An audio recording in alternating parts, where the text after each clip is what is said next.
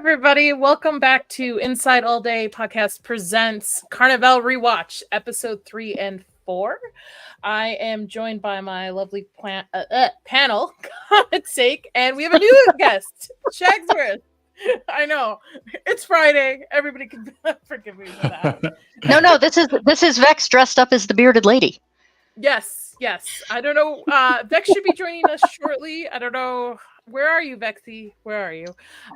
So before we get started, please hit that like and subscribe button to the channel. We are doing a Carnivàle rewatch, and also the channel is doing a post show for every House of the Dragon season 2 episode. Go live right after that with another lovely panel. So please hit that like button and speak of a dragon. Vex. A dragon? Okay. I don't know how to segue. I'm sorry. Oh, there you go. Thank you. Wait, do you just have like never-ending like graphics ready to go at any given time? Maybe. My husband's calling you out, running on Vex time for sure. That's okay. Yeah, that's totally my bad. We were wondering if you were on your own time. Anyway, all right, let's just kind of get into it, guys. Okay. Again, this is going to be for Carnivàle episodes 3 and 4. There will be spoilers. I know it's an old show, but just in case somebody does want to watch it, there will be spoilers. 20 years later. 20 years I later. mean, I would argue that even with the spoilers, the show is so damn confusing. You have to watch it anyway to understand what's going on. Interesting. Okay. Hold on 1 second. I apologize for everybody because I should have been better prepared for this. No, you're good. I want to read. Okay, so this episode's called Tipton. When authorities of a cash-poor Oklahoma town of Tipton refuses to let the carnival set up the show, Samson takes Jonesy's advice and temporarily reinvents the trope as a religious revival show with Ben at the center of the act of the healer. So, all right. So, I'm interested to hear your comments on this, Vex, because you said this was the episode that hooked you. Shags, yes. Feel free to jump in at any point. We're kind of a little all over the place, so feel free to jump in at any point. I know you love this show as well. Actually, that's a good point. Before we get into it, why do you love the show? How were you introduced to the show? My ex-girlfriend at the time, it was like, so this was, I first saw it in 2003 or 2004. Mm-hmm. And at first I didn't like it, and I didn't understand why she did.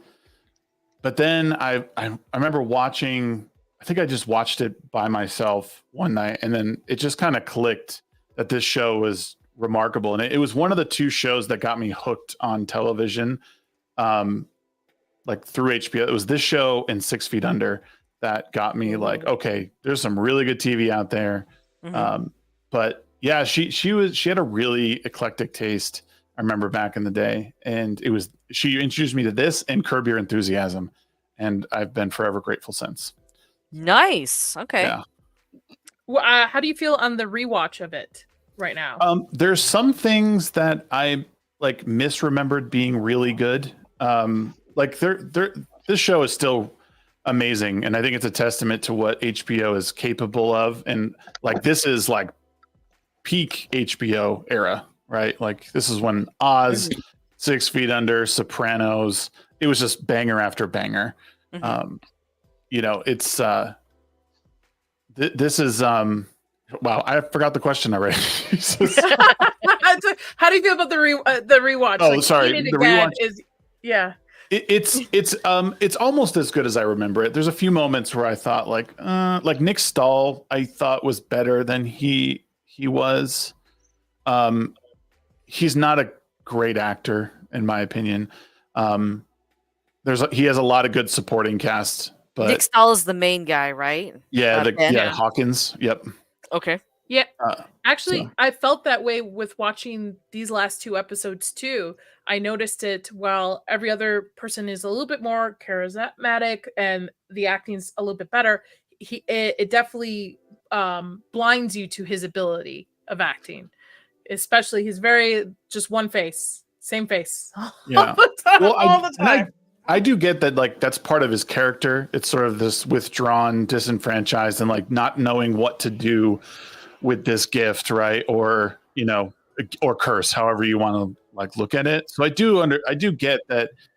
I mean, he's had a really rough go in his life, especially with his mom, you know, like she was the only one there and he could not save her. But well, she also hated him. I mean, well, because of his gift or his curse, you know. There is so here's my long ago background. That actually is quite realistic. Like trauma, people who grow up for long periods of time in trauma tend to have a really blunted affect. Mm-hmm. So at least from my professional opinion, I actually thought that was intentional. You know, he's really socially awkward. He is really blunt at times where it's not really great. He lashes out and says stupid things when he's feeling hurt. And I just kind of assumed that all of that was just part of his character because he had this horrible upbringing. Like you said, his mom's the only one there and she hates his guts. And she's afraid of him, which is probably even worse in a lot of ways. Yes. No, and I think just to put a bow on it, like I do think that it's partially him as an actor. Like he doesn't have a lot of range. Like the only other thing I really remember him in is Terminator 3, Rise of the Machines, and he kind of had that same sort of like dopey, like confused look, and but it works here a little bit. Yeah, I just thought this was like how. Okay, so I'm watching this for the first time, Shags. So like every week, I'm just watching as we review it. So far, given like the issues he had with his mother, it's pretty obvious that he hasn't been very he hasn't been socialized much as well because of his home life, and he was a soldier too. Was the other thing, right? Yes. Yeah. Yep. So I don't think he was. Or no? Was he? He wasn't a soldier. He was not having a soldier. dreams. He was held like in jail, I believe. Yeah, he was. Thank you. Okay, so he was in prison as well. So it's just like he hasn't, and he's only like 18 or 19, I think, when the series starts. So for me, it's like watching this for the first time. It kind of makes sense because this is a young guy. He's already had a very tough life. He hasn't had a lot of love really shown to him either. So it makes sense that he'd be kind of like a social retard in a lot of situations. Yeah. I don't think we can say that word anymore, Bex. I'm bringing it back. I mean, Platoon bleeps it out every time now. I lost my train of thought. Oh, so I keep finding all these little trivia points about this as I go. And so apparently we talked last time we streamed about the fact that we never find out why he was on a chain gang, and apparently that was supposed to be revealed in a later season. And he robbed a bank in an attempt to get the money to stop the foreclosure. Still, after his mom treats him like a piece of crap, still trying to take care of her. Yeah. Wow. We're missing 3 seasons from this show. Not a very good criminal. I don't think I would. I mean, I don't necessarily want things remade, but I would love to see this kind of rebooted. Or maybe, rebooted and maybe take place right after the last season, or just completely rebooted. Because I think there's so much lore and character development here that we lose a lot of since they abruptly canceled the show. I think this. Oh, sorry. Go. Go, Shags. Go. Okay. You're the guest. Go. Well, no, I was gonna say, like, I think what this show needs, or I think this doesn't need a revival or even a continuation. I think this show is done, unfortunately, because you want the same actors or as many as you can, and you don't want them to look so old. You don't want to use the de-aging technology. I think what this show does well is it taps into the Dust Bowl era of the US that like we just don't have any shows about. Like there's a lot that you could do with this, and you could totally make something different, maybe even in the same vein, or maybe something somewhere different, and maybe you could tie it to Carnivàle that could have been, and maybe it's just the next chapter of good versus evil, who knows. But I wouldn't want to see a continuation or a reboot of this necessarily. Can I throw in a wrench into this? What about rebooted, but as an animation? like an adult animation. I know people like animation, but I don't think I would. All right, and that's Shagsworth, everybody. He's out. I have to agree, because the more I rewatch this, one of the things that really sucks me into this show is how great the visuals are. Like, and that would actually be my concern with trying to reboot it. They'd CGI everything. As much as Vex thinks that certain people in this show are really ugly, I think the fact that they're ugly makes it better in a way. Point. Like, listen, if you're a cock tease, I expect you to look like a cock tease, not like you were inbred in the mountains of Virginia. Okay, but that's what this era was. That's why I mean this show is so good, because this era was like no one had indoor plumbing, like, or if it did, it was like so. It was so ultra rare. Wealthy and whatnot. Yeah, like this area is this time period is so untapped in a lot of ways. Because I mean, even something like Boardwalk Empire, like those were like high society piece, mafia, like they were always clean. But this, like, everyone's living outdoors, or like everything's like a shanty type of thing. And this they're world, just bathing their hair. Yeah, there's no shampoo, there's no conditioner. Right, and if you had put makeup facial on, cream.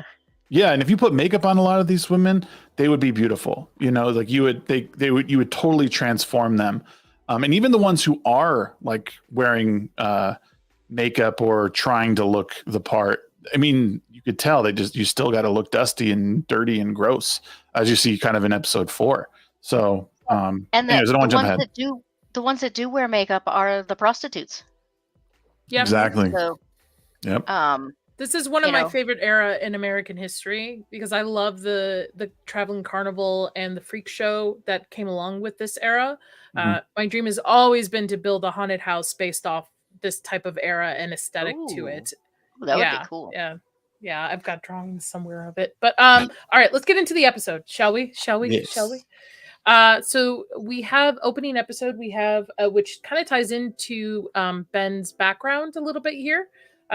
Well, kind of foreshadowing him. So we have a very sickly person during this time. Not a lot of medicine, right? Mm-hmm. Help me out here, folks. Sorry. You didn't do the rewatch, did you?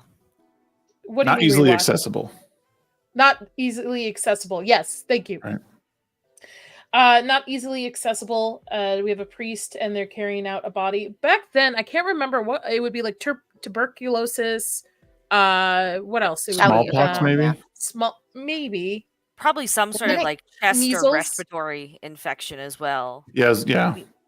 Measles, maybe. Black lung was probably really big, depending on certain parts of the country. Actually, the black lung makes sense because of what the Reverend says later on about the child coal miners. Well, that was a child too. Yeah. Yeah. And then we have the new sheriff right here of this small Oklahoma town, Tipton. Tipton? Tipton. Tipton? Yeah. Tipton? Yeah. Is it Tipton? Tipton? Yep. Tipton. Yeah. Tipton. And so many of the titles of this show are named after wherever they happen to be parked at any time. Yep. And Ben's kind of watching what's going on as they're passing by. And I didn't realize now, even though I did watch these episodes today, that was a child-sized casket. Yeah. I'm serious. Hold on, we can't assume. It could be another midget. Who knows? It could be. Little person? Little person, yeah. I mean, if it were modern day, that would be for somebody's dog or something. So yeah. Which just shows you how good we have it now. So the carnival is being set up in Tipton. Even though the workers don't want to, they're like, this is completely off our normal route. What is going on? The guys are kind of pushing back a little bit. Jonesy's and Samson here's like, but this is what management wants. But Jonesy's like, well, let me talk to management. Maybe I can convince them, because the guys like don't think this is a good idea. And it's like, no, you know that. He only goes through me. Which definitely foreshadows, right? What Jonesy eventually finds out. I can't imagine working in the dust like this. And yet apparently that was all actual dust. Like they really stirred that up the whole way. Ugh.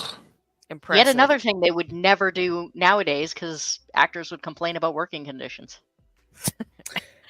actors having working conditions. Push. I think this episode also starts Jonesy's and Ben's bonding a little bit, where the last 2 episodes it kind of sets it up, especially the last one where they might be a rival for is this Jonesy that he's with? Yeah. That's Jonesy. Okay, I haven't caught on to the names fully yet, that's why. So yes. Excuse me. The chick you don't like that you think is below mid. Sophie, thank you. I don't mind Sophie as a character. I think her character is very interesting. It's just anytime I see Clea DuVall on screen, she just like there's something so unsettling about the way she looks that I just want to look away in disgust. Really, that's all it's it her is. Teeth, her giant teeth, or it's the face. She's got that heavy it's kind of like very square. Yeah, it's very like squished, very square. Yeah. I gotta say, I find it entertaining you spent more time complaining about her looks than the lizard guy. All right. Bex didn't like the lizard peeling last episode. Yeah, I totally forgot about that. So thank you for reminding me. You're welcome. She keeps trying to put it out of her head, and we keep bringing it back. So we have the new sheriff here, and forgive me, I don't remember the character's name. But he knows Samson, and he's like, oh, hey, what's up, dude? And he's like, you know what? I'm the new sheriff of this town. Unfortunately, I can't let you set up the carnival here because I don't want you taking advantage of the people here because they're already poor and struggling. So I don't want you to take advantage of it. And you know what? Kudos to him. We need more men like that nowadays. That's fair. That's fair. Because I keep forgetting that this is like at the peak of the Great Depression as well. This is all happening. Yep. So yeah, this Samson is really irritated by this because they've met up with this guy before, and he was like perfectly willing to be bought off at that point. But now all of a sudden he's like, "Oh, these are my people." Samson's like, "Seriously?" Samson initially thinks that he's just after a bigger cut of the gate. Yeah. Which initially I thought so too, because when he was raising the price, I was like, "Oh, this guy," which kind of contradicts the. Well, I guess it's very similar to the horror thing going on in episode 3, where she's like not willing to take his money, like she's not willing even to be bought off then, and then to spite him, takes the guy for free on top of it. So. Oh, in episode 4, you mean? Yeah. Not everything. Yeah, not everything can be bought with money, which is what he's used to. Like, people actually have standards, which I don't know you can have standards as a prostitute, but hey, we're here. Well, especially in this time period, like money is so valuable. And there's a few instances in these 2 episodes where, it's about loyalty and like morality and ethics over, or even just like principle than it is to for an extra $1, which is again, it's strange in this time. All right, so he's willing not to. He's like, "Yep, nope, I need you guys out of here," which I'm sure is a pain because they don't get the money, and thus they can't pay the guys who are setting up it, and then they can't buy the fuel or the food to feed everybody to move on to the next town. So it kind of trickles down. The thing is, though, that, I mean, Shag wasn't here, but I did the math on the inflation rates because they specifically mention that one of the working girls with the carnival gets $25, and it works out to something like $3,000 in today's money. Wow. So if you look at what Samson leaves on her dresser, it's hard to say because, it sounds like not all of her clients pay that well. But I think when he makes a comment about, if you could get your rates for $15 an hour, I think I figured it out. And like, if she'd actually followed that business plan by today's standards, she would have made over $300,000 a year. Wow. Oh. Damn. So I was going to say something, but my husband's watching, so I can't say. Just type it in the private chat and I'll say it. It'll be my words. I think you and I are thinking the same thing, Bex. Well, that was episode 4, right? We can talk about that when we get there. But that is a good part. Because I think a sawbuck, because that's what one of the dialogue was. I think that's $5. $5. Yeah, it's $5. Yeah. So when I saw I thought he put $10 down on. Is that where you're mathing it out from? On her? No, when he is going to pay her to take the young guy into the back room there. Okay. He gets up to $15. But if you figure 10, that's still going to be over $100,000 a year easily. I mean, even if some of them are paying her too. Wow. I'm Honest entertained living's that this just has turned suck. it. There we go. This has turned into an economic lesson on, the value Yeah. of prostitution. I know. Hey, Gooch. Good to see you. Oh, I don't know if Gooch has seen this because Gooch doesn't like to watch anything fun except animation. This is a hard show to like get people into. Yeah. Like I was watching it in my Discord last night with a couple of people, and they seem to enjoy it. But I told them, I was like, this is a slow burn, and you have to watch it from the beginning. It's not something you like pop in and be like, oh, what's it? Oh, okay, I can kind of get what's going on. There's so many different threads, and there's a lot of like all those like weird flashbacks and dream sequences and like I said, everything's so much is happening with these characters at one time, and each episode sort of touches on like what some of them are doing. There are no Monster of the Week episodes. No, yeah. It's all continuous, and like and you said that each episode kind of like names where they are in the country, like it's the towns that they're usually in, or whatever major event is going on. So I always tell people it's a great story of good versus evil. And it has religious aspects to it. There's definitely details that I'm catching that I haven't seen in a long time from when I watched it last. Even just here with the door, with the light and the dark right here on their logo on that door. Just little touches is just so good that they actually took the time to detail everything in this show to have layers of that played out. But it's one of the other reasons I don't think it would work in this era. People just don't do slow burns. I mean, HBO I think does a very good job of those kind of interwoven thread storylines, but nobody's going to hang out for an entire season where nobody gets punched or blown up or I disagree because of Game of Thrones season 1. Game of Thrones season 1 is a slow burn. It does take a while to get to the point of action. I think if the story is there, people would be willing to wait it out. But the also problem lately is that it'll be a great show for one season. They don't really get the ratings, and then they cancel it on a cliffhanger, or they'll cancel it after 2 seasons, similar to what they did with this nowadays. The other thing, though, is that Game of Thrones already had a really serious book following when it came out. So That's I really think that kind of helped prop it up until, the season finale of season 1. Yeah.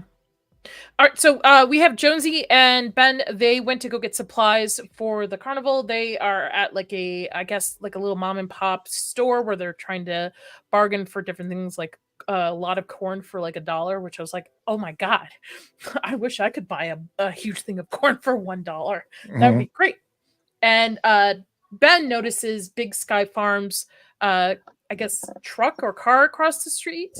And this is from the photo of his mother, because it has the Big Sky Farms in the back of the photo that he found last episode of his mother when she was younger, playing back into it. I thought that was pretty cool and very interesting because it's like a really weird coincidence that all of a sudden they're in this town and then he sees this, but it plays into kind of how the show follows, because in the next episode they're talking about Babylon and then they fall close to Babylon. So it's very interesting that coincidence work in this show, where I think everybody would be like, it's bullshit. Why is he now here? And all of a sudden there's Big Sky Farms behind it. Well, but it's not a coincidence. They specifically changed their route because management told them they had to. Yes, to go south. Right? Yes. Well, it wasn't even. That's not till the next episode. But it was just. Everything was mainly supposed to be like from the time they picked up Hawkins, that it was management now changing the route and they were off their normal course. But so you're right. There's no more coincidences anymore when it comes to what we're seeing, essentially. And that's the girl that he healed the last episode. Had her walking again. Which is weird, too, for her to be showing up in this town. But I guess the towns aren't that far apart. And I guess this would be the only one with a store in it. Well, and they didn't perform in a town last time. They performed in this farmer's field. Oh, right. So this must be the closest town to that farmer's house or farm. Gotcha. I assume. Nah, I think it's a fair assumption. Not every small group of farms, I think, had. Thanks, Bex. I could be talking out my ass here, but I don't think historically every town could have a store where you could get a lot of stuff. They just didn't have the transportation capabilities. Mm-hmm. Not like a white hen. I have a question. Maybe this will get explained in further episodes. Is Babylon a real place in this show? Yes. I mean, yes. Okay. Yeah, it's not like the Babylon, like. Oh, not like he goes into an alternate dimension and there's a Atlantis type city. Yeah, no. No. Yeah. It's no. Gotcha. No, just if there's a big city like that nearby, that would explain why there's a general store and whatnot, so close by in the surrounding settlements. Yeah, but the fact that it's named Babylon also plays a nice, convenient religious role. Oh yes. And I think I agree with your comments. I don't think the show on a religious aspect would do well nowadays either, because of how anti-Christian Hollywood has been in the last couple of years. Mm-hmm. I don't think anybody would have patience for this, and because there's a lot of imagery and discussion in the show, and it all kind of deals back to Christianity and good versus evil, the devil versus God kind of deal. Well, but it would also end up pissing off Christians because the good versus evil isn't black and white enough. Mm-hmm. Yes. There's so much gray and so much, but which is weird because if you happen to look biblically, some of the most religious people in the Bible weren't really very good people. Right. The Bible, man, is a scary read. People think it's just all rainbows and puppies. It's not. There's murder. There's a lot of things in the Bible that are pretty gruesome. Speaking as a fellow Catholic, so there is a reason that angels immediately start by saying, "Don't fear me," when they show up. Oh, geez, it's the first line every time. Huh? I didn't even know that. Dang. Oh yeah, everywhere in the Bible, every time there's an angel that shows up in the Bible, the first thing they say is, "Don't be scared." Wow. Because they're basically, if you look at the description, they're basically giant eyeballs. Yeah, they're terrifying. If you actually look at what angels really look like based off the biblical description, they're not humanoids with wings. They're multi-eye things with wings and stuff. It's really creepy. Especially if you're doing character AIs, just type in a biblical description of one of these angels, you'll be freaked out. Okay. So we have Ben, with the mother of this child, thinking he's some kind of healer, savior. They all gravitate to him because I'm assuming this little community knows each other. So thus they probably all know somebody healed this child. So they all think he's some kind of I don't want to say Messiah, but kind of some kind of savior in a sense. Yeah. And they're all touching him, which I think freaked me out on my second watch because I'm if you touch him, does it work in reverse? When his power has showed up so far, I have noticed that there has to be an intent by him for it to work, right? So I don't think that just touching him does it as a result. Yeah. Well, that it's we're almost going to have this because there's I think later in this episode, it kind of gets into that a little bit about rules and stuff behind his power or curse. He's not rogue. What do you think it is? Do you think it is a power or do you think it's a curse? Yes.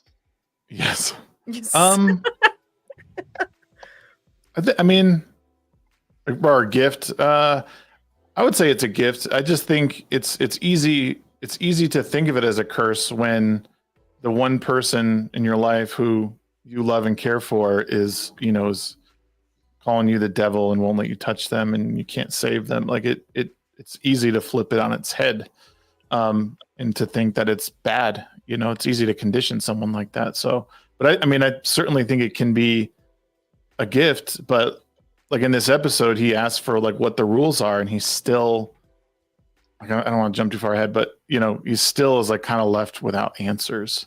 And that's very frustrating, I'm sure, for him to be like, I still don't know. And there's this one person here who could help me, and I can't get the answers. Even then too, like I can understand why he's, even without the rules, struggling to label this as either a gift or a curse, but because so far when we've seen him use it, aside from that little girl, it's like people have continuously shamed me and demonized me. My own mother looked at me like I was a demon, quite in itself. So it makes sense why he hasn't found that even in himself, and even with someone who is aware of his powers and trying to tell him the rules, it still doesn't quite click for him. I get it. Well, but even hypothetically, let's say he had not been raised by a mother who demonized him, and that he wasn't afraid of his gift and he wasn't ashamed of his gift. Every time he heals someone, something dies. So in a sense, the bigger the healing, the bigger the death. Right. So imagine if Justin had that ability. He'd be killing off the people that he kind of is. He kind of is. They're not similar powers, but I guess it depends on the intent behind the usage of them. Because if you revert, being afraid of it has almost made him. It's kept him from ever wanting to abuse his power. Yeah, it's true. It's a good point. So we are now in Minturn is the town. Brother Justin promises the migrants of their new church. I'm sorry, my brain's everywhere. He's upsetting his regular folks. Thank you. Who despises the seedy people, I guess, as they look at the migrants as. Which is kind of opposed to Christian values, because as a Christian, and Brother Justin's kind of right in this, in a sense, you should be welcoming to everyone, right? Everyone should have a place to worship the Lord, and this kind of fights against the politics that are going behind, because they don't want these individuals mixing in, which is awful, for obvious reasons. Mm-hmm. Which I think is something I think that fuels his rage and because I think that's his mentality behind it. And then once he sees the church that he's given his life to start to essentially turn his back on all the good things that he's trying to do, he's losing faith in that, and it's turning him, not to sound cliche, but to the dark side. It's turning his back against the church. He's turning his back. It eventually leads him to turn his back on it. Yeah, he's losing his faith in the church. I don't think he loses his faith in religion at this point. No, but as this series goes on, and again, not to get too far ahead, but as this series goes on, it becomes like, don't spoil it for Vex. No. I'm just saying, like, you can see how, like, even you could even make the argument that, like, it's a very loose attachment to. It's like he starts almost being. Well, I'll save it for later episodes, but I do think that it's a broader disenfranchisement from religion than just the people. I think it starts there for sure, because he is doing good, and he's like, hey, look at all this good stuff, and yet even his friends and the people in the town, they're just, well, we don't really care, like, we don't want these people here, so kick rocks. And that it starts it's like kicking that like snowball down the hill, and it gets out of control. And we see it in these two episodes, like, pretty big with Justin. It's very relatable to nowadays too, with a lot of Christians turning their back against the church because of the church becoming so political. And instead of actually doing the intent behind the words of like, everybody's supposed to be welcoming, everybody is supposed to be taken care of, you're supposed to pray for people, but it's now a political fight back and forth on who you can accept, who you can accept, and such. So I think it's very relatable to nowadays what's going on with the church and their following. Yep. But we have Brother Justin, who's played by the famous Clancy Brown, which, again, 100% would. 100% would. 100%. Sorry, Shags. Oh. Shag, you missed this from last week, too. I found an article where they were talking about rebooting the show, and they were kind of doing, who they'd want to play various roles. And they got to Brother Justin, and there's just this, and no one's doing this but Clancy Brown. So just to age him up a bit and keep going. Yeah. Yeah, he's great. I'd let him talk to me all day. Like, just to hear him talk is like awesome. I would too, Shags. I would too. I just love his monologues and his preaching, and just like it takes me in and immerses me like as if he is an actual preacher from that time. I mean, there's some weirdness going on with his sister. There's some weirdness going on in general, but it just anytime he's up there on stage and he's preaching to anyone, I'm like, oh, this is a preacher from that time. Like it just reminds me and it just immerses me so much into it. And I mean, honestly, look at this guy's face. How could you not like this guy? Look at he's got a big smile on it. How could you not like this guy? His smile is one of the things that makes him a great actor because he has so many versions of it. And this actor, which I know I've seen him in quite a few things, but I cannot place who he is, his name. I felt that way about the sheriff. What else? The sheriff's been in something. I mean, this is from 2003, so a lot of these actors are probably at the time big enough to be in an HBO show, but probably we've seen them in other things. But I can't for the life of me remember who he is. And also the mayor or the other guy that he's with too from Beetlejuice. Yep. I mean, yeah. This guy kind of reminds me of the dude from District 9. Oh, kind of, yeah. Yeah, that's what I could like. The first time I saw him, I was going, wait, I thought the dude from District 9 didn't start acting till 2009. So a lot of familiar faces, though, I've noticed in the background in general. The dude from the sheriff I think he was from he was in the first Transformers film. He played like one of the FBI agent people or something. But he always plays that sort of like role. He has to have been in something else because I never made it through the first Transformers movie. Oh, he's in Beetlejuice. He's one of the mother's friends that comes to dinner, too. Oh no, I'm talking about the sheriff, not this guy. Oh, the sheriff. Sorry, yeah. Sorry. So these guys are from, I guess, the town or the city, introducing themselves. They eventually want to demolish this entire block, mostly not to build something, but because they don't want a church for the migrants so close to the town. That's why they're offering some sort of like barn or something that's off many miles away from the center of town. And Brother Justin kind of sees right through what they're doing. And we are 5 miles outside of town, which is in this time a long ways. Especially have to walk in the heat or the humidity wherever they are. Oklahoma, I don't know what the weather is like in Oklahoma, but especially it's been hot the entire episode we've watched, so yeah. So Jonesy and Ben are back at the carnival. Guys are complaining about having to set up here. Mm-hmm. A lot of filler in this episode, I'm not gonna lie. I think episode 4 is better than the third.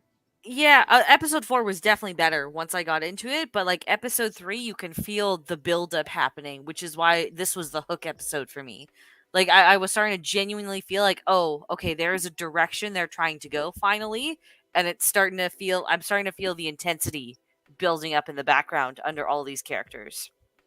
You also see too, like to what lengths they're like Samson is willing to go to to make this work and to make money. Because going and pretending to be, this Christian revival group or whatever, to like, he's willing to like circumvent the rules set out by, I want to call him his friend, but someone he knows who said, no, you can't be here. So we're not, you're not going to take our money. And then he pretends, oh, well, we're actually this Christian group, and we have this wonderful guy, Benjamin St. John, and he's gonna, he turned us all around. Yeah. And it's like, again, it's showing what Samson is capable of, or what, this group is capable of doing, and how far they'll go to do it. And it's kind of a bummer episode, but it definitely is good setup. I think I will agree with you there, Vex. Okay. Vex, what was the scene in it that kind of hooked you for it? Is there a particular scene on it?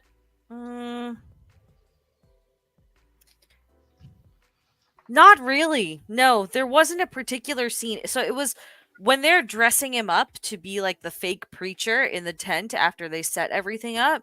That was the moment where I was like, oh, okay, they're finally kind of trying to push these characters in a specific direction. And that's where it clicked for me, like, oh, I really want to see where this ends up going now, finally. Because I was just sort of like passively interested with episodes 1 and 2. And it feels like there's something going now, at least. So there wasn't like a singular moment. If anything, the Reverend's little monologue in episode 4, I think that's cemented for sure that I'm in this show now. I would even like his moment towards the end where the sheriff brings in his mother, who knows Henry Scudder. Mm-hmm. And understands Hawkins's abilities. He brings her in the middle of the service. They're about to heal one of the people from the carnival, and now they're stuck in this spot because Hawkins isn't even there.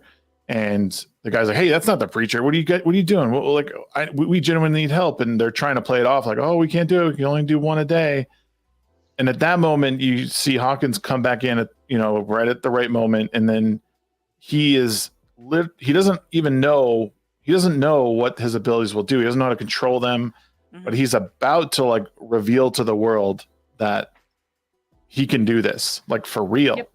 And like that, if there was ever a moment that really captured me in in this episode, it's that, because he's about to commit to it, but she stops him because she knows what can happen. And she is so far gone at this point that, it's likely a lot of people would die in there just to keep her alive. So, yeah, it's even her own son who's standing right there too. Yeah. Right.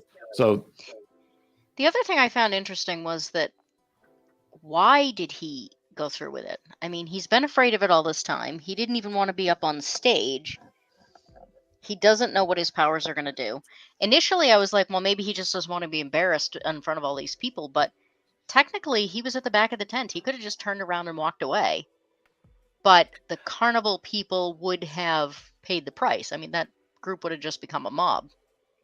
I think it's more so because she's the only person who knows who his father is, and yes, more information. So I think it's also a benefit to him that she stays alive. So he's able to get that information from her. Yeah, that's probably true. I was thinking maybe he was being truly altruistic, trying to save the carnival. But yeah, it's probably I think it's part of it. I think that's part of it. I think it's part of it. Well, no, I was gonna say he's starting to feel some sense of like belonging and family. Like it's not taking hold like fully, but there is some semblance of that. Like, oh, I get to wake up and like I have food, and there are people here that care a little bit. But I think a lot of it is this person knows me and knows what I'm going through and can help me. So I need to maybe try and preserve that. But she knows that it's not what they need, because someone's going to get hurt or die. The reason I hesitated on just thinking it was altruism was because he stops so quickly when she says no. Well, I was also going to say to that, I think it's largely if you notice when she says, "Don't touch me," it sounds almost exactly the way his mom said it. Or at least when she was talking, like it sounded very, very similar to how she said it. And I thought, oh, this probably freaked him out too, in a way like, oh my God, like maybe I am bad. Like I can't touch, you know? So shit, I didn't catch that at all. Wow. Yeah, which is why shows like this are so good, because it leaves so many different interpretations. There's not someone, it doesn't feel like someone's standing over you, like speaking in your ear, like what you should be thinking about it. Like there's a lot of interpretations that you can come away with from this show. So, and it's also such a wonderful rewatch because there's so many things I've been picking up. Yep. Like all those little tidbits. Mm-hmm. I'm just moving a little bit forward because we were kind of discussing the end of it a little bit of this episode. So please tell me to stop when you'd like.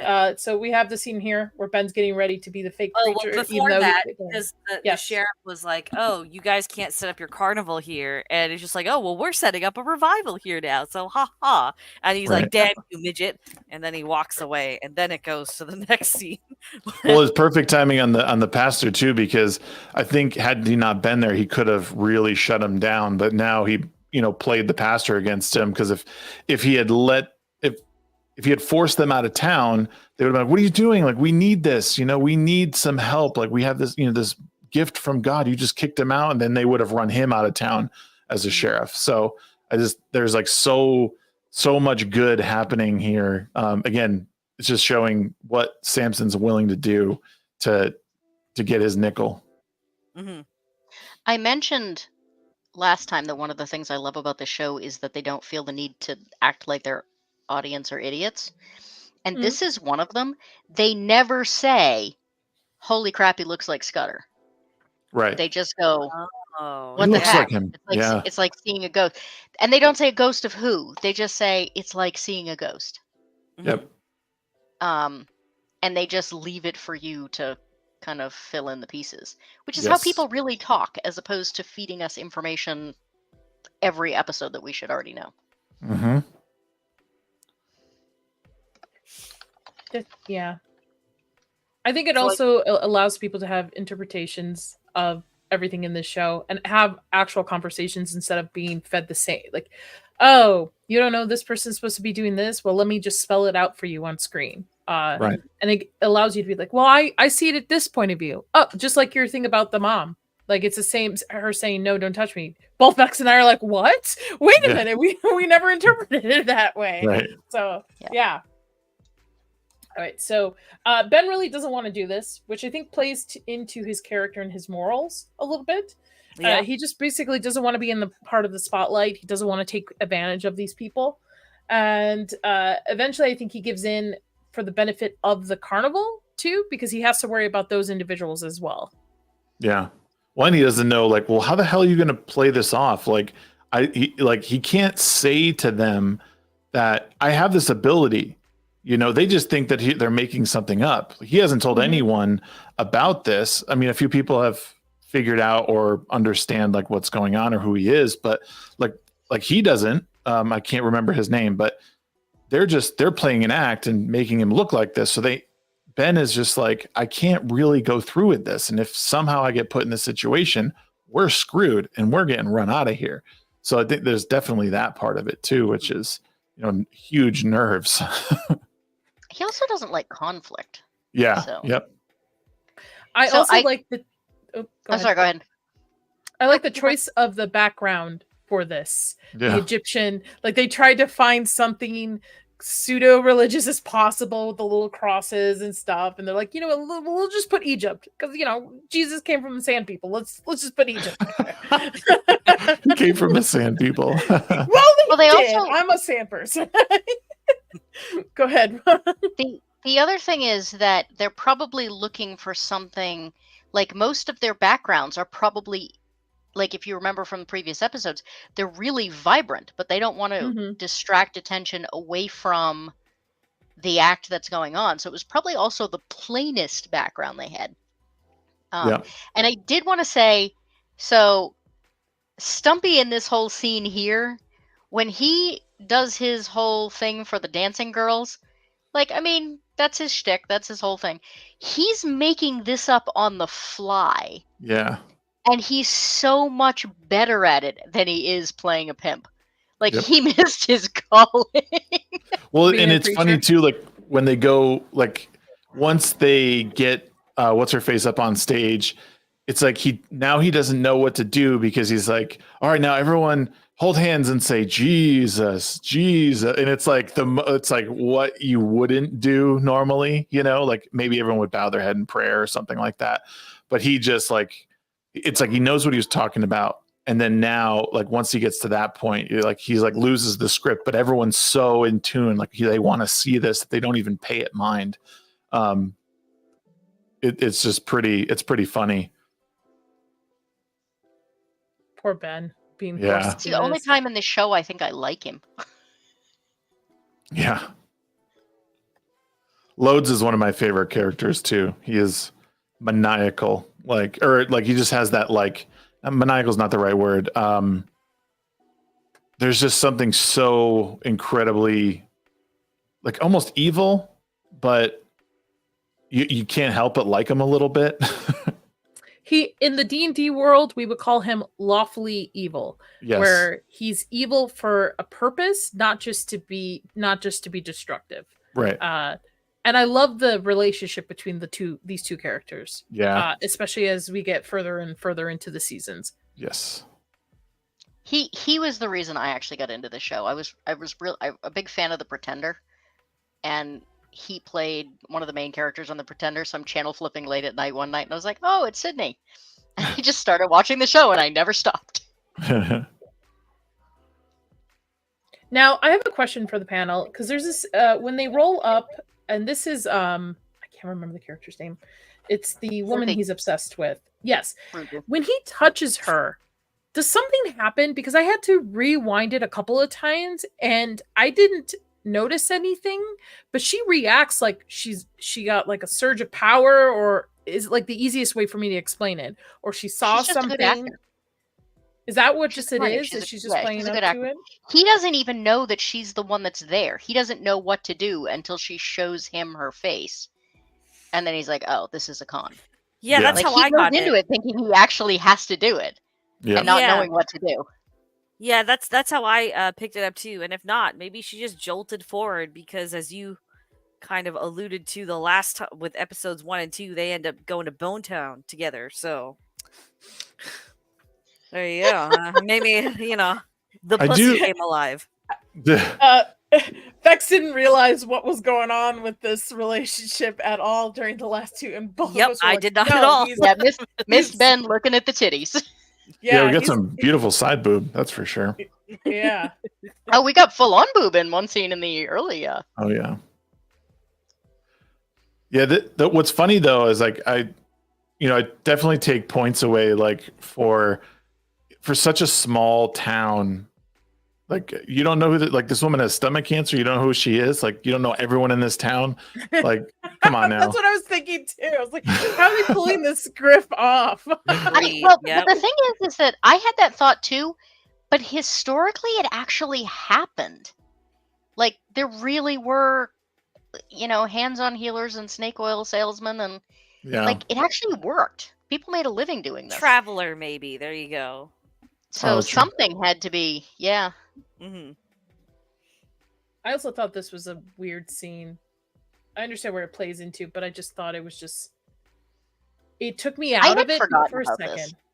It Yeah, I just had took me forgotten out of about it because I thought for a second I was like, "Did my TV turn to a different movie? Like, what's going on here?" It took me out for a second there. Is this explained in a later episode, by the way, what this little flashback is? It's They explained in do- this episode. What? Yeah, she says he's been giving you dreams so that you could find me. Find who? Who is this? Oh, mother. The lady, This is the mother. the lady in this is the old woman at the. At the end. Yeah, this woman right here. Yeah, well, it's the Oh. sheriff's mother. Yeah, sorry, that's Mhm. what I was saying. Gotcha. Okay. But that's Why did one of we- the things about this show. I think that like they're like the cutaways to these like dream sequences or past events are often not well timed, and they seem disjointed a lot of times from the main narrative, which I think is the point, because they're like dream sequences, or they're daydreaming or whatever. But it was one of the initial things I was like, what is this? Like, what's the guy in the trench? What's who's this guy with the top hat? Like, what in the hell? Now they're all in a diner. Like, it is one of the things. The diner to me was obviously a dream sequence. The trenches were obviously a dream sequence. I would say I agree. I think this scene, well, I agree with everyone actually. This scene is disjointed.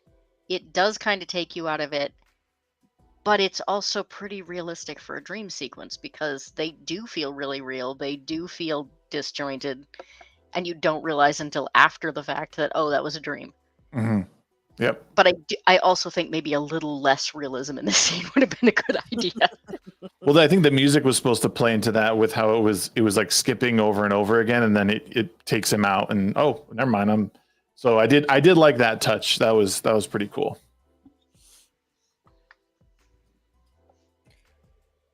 I put subtitles on to help us. Yeah, hold on. I'm not remembering this scene at all. He's basically telling that because of what happened the previous night, they made enough money that they got they got bacon and eggs and Yep. And orange juice. And like the table he's sitting at, they're just like, go fill this up with more orange juice, and then they take his eggs and bacon, and he stands up, which made me laugh. I love how it's weird coming from a special effects and costume design background. I love how dirty everybody is, because I love how realistic it is. It's lived in. I hate when shows have, for example, I had like Ahsoka, where everything looked like dry cleaned. Like nobody looked dirty. Nobody looked like they've sweat through the day or something. I like what they take it and they immerse you into that environment, rather than having everybody, even people's teeth. Some people's teeth are very dirty too, as well, which is a nice touch. It's just so good. Oh, I think that's a detail that's missed often, is like you'll have everyone's all dirty and gritty, and then they have these nice pearly whites. Like, no, that's not how it works. Like, not at all. Yep. It's modern day shows are emotionally clean too. You always know who to root for. You always know what everyone's motivation is. And I mean, one of the things I realized I do love about the next episode is that people do things I didn't expect them to do. Mm-hmm. People act in ways I didn't expect them to act. Mm-hmm. People who were labeled good guys did crappy things. The Ian McShane white teeth across. Do you know what I'm talking about? Oh, yeah. Ian McShane always in his roles, like always plays even if he's a villain, and then he smiles, and it's just like you can reflect the sun off of his teeth because he literally brightens a room with his smile. Yes. Yeah. I when I'm watching American Gods, because I like that show too, and I'm just like, Jesus, dude, come on, man. Like, drink coffee or something. Tarnish it a little bit, please. Wish I could still get flour in those bags. Oh, yeah. You can at Costco, sort of, actually. Yeah. Are they cloth bags, or are they? They're like beads. Probably can't, because it's against like health code or something now. Yeah. I know, like, I get rice. You can get the rice in those kind of bags, and beans as well. Yeah. But it's like plastic weaved. That's what it is. It's not. Okay. Yeah. So it's really interesting, because while they're eating, in a sense, Ben's like a hero to them, right? Able to, because of what he's done, he's able to provide this meal for everybody, get everybody taken care of. But contrasts to the next night, where he doesn't heal the old woman. Thus, everybody's like, doesn't want to sit next to him, doesn't want to deal with him.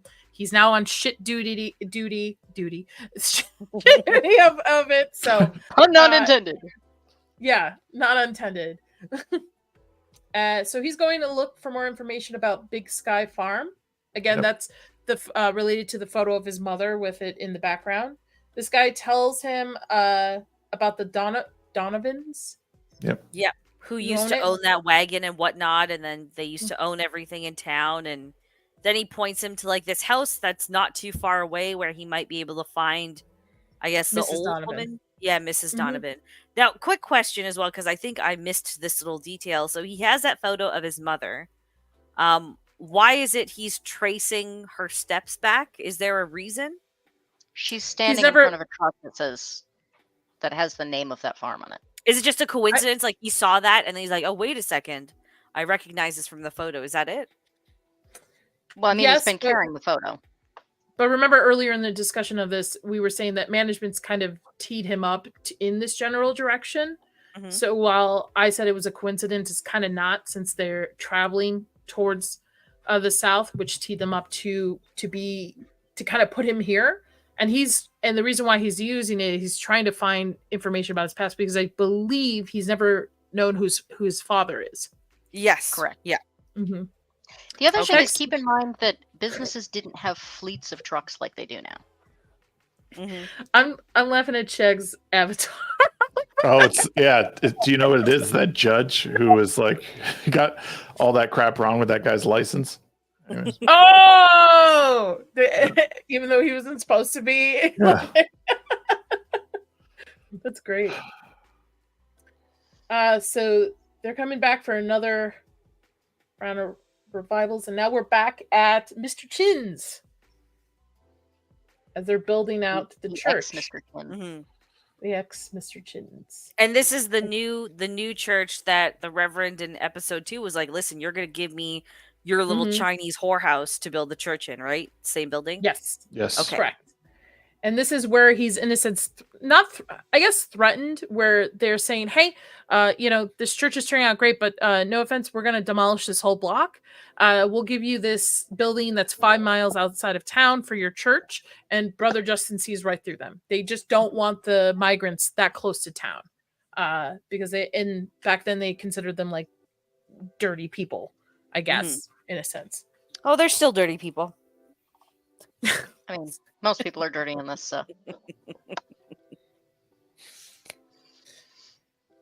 I really Only need an Bex can say that inside. because she's brown. You're half brown. Hold on. That's true. I really need an inside person that does costume design in Hollywood, because I want to know how they made the dresses. Like her dress Oh. specifically here. Easily. They probably looked at and designed from that time. They looked at articles of clothing that were from that time and what the fashion was during that time. And they would determine where she would be in wealth and see what the ladies were wearing at that point. Also the fact that she's part of a church. And then they would just find patterns that were similar to it, and then just sew these dresses according to that character. So each one of these main characters, probably has a entire wardrobe set for the entire season. I was thinking Except more for- about the material. Oh yeah, they probably just researched what material was used back then, either wool, cotton, stuff like that. Yeah, really easy. They probably just drew. The reason I'm specifically interested in hers is that what they used for material during the Great Depression a lot was flour sacks. That the whole thing about you'd look good even in a flour sack. They literally would take flour sacks apart and make dresses out of them. And several flour companies, when they found out about that, started putting patterns on their flour sacks so that they could get these patterned dresses out of them. And this looks very much like one of the ones I've seen that they printed out. So I wondered if they just found a close material or if they actually found a flour sack. They probably found a flour sack to be as authentic as possible, or some kind of material that's similar to it and utilize it. And it also depends on if I don't know if this would be considered that, because I believe flour sacks would be probably a poorer person's, because they seem pretty wealthy. I mean, just by the standards of their house. Not that they're rich, but they're comfortably living between the two of them. Mm-hmm. Also, remember, this was a time when HBO did not really spare expense, and they still don't. But they're not a company who is going to skimp or cut corners on authenticity for setting and all that. It's just something they do. They've always really done it. The reason it caught my attention is that the flour sack earlier in the scene was white. And I think maybe they printed only more expensive flowers. so that the printed ones still would have actually gone to kind of middle class women. I bet you, no joke, you could probably find in history, they probably auctioned off a bunch of these costumes too. After they knew that the show was never going to be brought back, they probably did auction off a bunch of these. I'm very sad I missed that auction. Vex, I see your comment. Don't pick on Shags. We want him to come back. I'm not picking on him, I'm just, I'm giving Nos an answer that Nos will like. There you go. I told you, he's cosplaying as the bearded lady. That's true. That we is had true. An all-female panel. He's the bearded lady. This is it. I mean, this is the start of it. The start of his journey, his spiral. Yes. Because as he's upset about it, this guy ends up kind of almost having a heart attack. The other one, wherever he is. This guy. Yep. Mr. Beetlejuice here. as I know him as. As soon as I heard that voice come out of that mouth, I was like, oh, I know who you are, where you're from, what I've seen you in. I love this. It's interesting because, I always thought he doesn't seem to know what he's doing. But when Iris glares at him, when he yells and the guy starts to have the heart attack and Iris glares at him, he drops his head like he's ashamed. So did he in fact know that he caused that other guy's suicide? Listen, this is why my theory is it's not an ability or a power. He's possessed by something or someone. He's like, he doesn't know what he's doing half the time, especially when further down in the season. And I think it's Justin versus something else going on, whether it's dual personality, a demon he's possessed with. That's my theory on it, because a lot of the times you'll get this like straight face, like he's very serious. He knows, he's able to bring somebody and show him like his sin and stuff. And then he breaks down and is crying. I also think it plays into the really weird attraction to his sister. I don't think that's actual Justin when he's like looking at her those ways. I think it's whatever dual personality or possession or whatever you want to call it is taking over at that time. Maybe. Okay. I think this is just him like, that could be one way of putting it. I do think it's him. It's the darkness. Shot me down. Well, no, it's the darkness in him that's like creeping out, and he's conflicted with his love for God, right? And you learn more about Justin, as the series goes on and everything. But this is really it's like the window being lifted to let that darkness in. And I don't know if he's fully aware of what's going on here. Like this could be a version of him it could just not be Justin, right? But I do think that, I do think it's him. I think he's aware of it because, well, again, I can't even spoil it because now things are starting to come back to me in my mind of later in the series that is important. But yeah, I guess I'll shut up because I'll end up spoiling things way ahead of time. I mean, similar. I mean, you put it way better. You articulated what I was thinking way better on it. But yes, in a sense, it's like the darkness, a demon, bipolarism, whatever, different personality coming through. Yeah. But I think there's pure Justin in there, like the person who wants to welcome everybody, who wants a church for these individuals. And I think the other side is utilizing his vulnerability for wanting goodness to creep in and do all of these things. Yeah.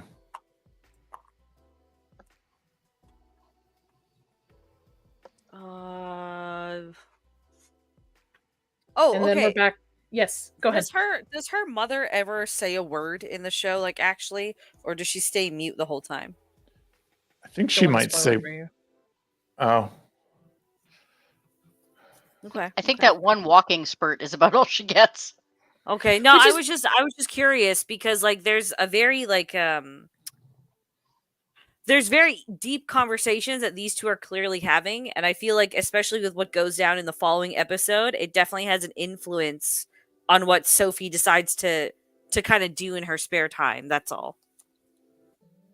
Yes. Yeah, I thought the other episode, I looked at it and it's like, wait a minute, this woman's coughing up stuff and she's blinking. Why does she just fucking move her arms, man? Like, let's go. Just, like this is obviously to me.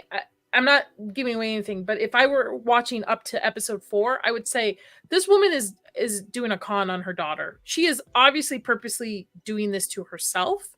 Yeah, because but knowing what's coming. But I'm just like, man, mother trauma, having trauma with your mother is a big theme in this, which I quite enjoy. I actually like that because it pairs well with all of the religious overtones and subtext in a lot of scenes as well.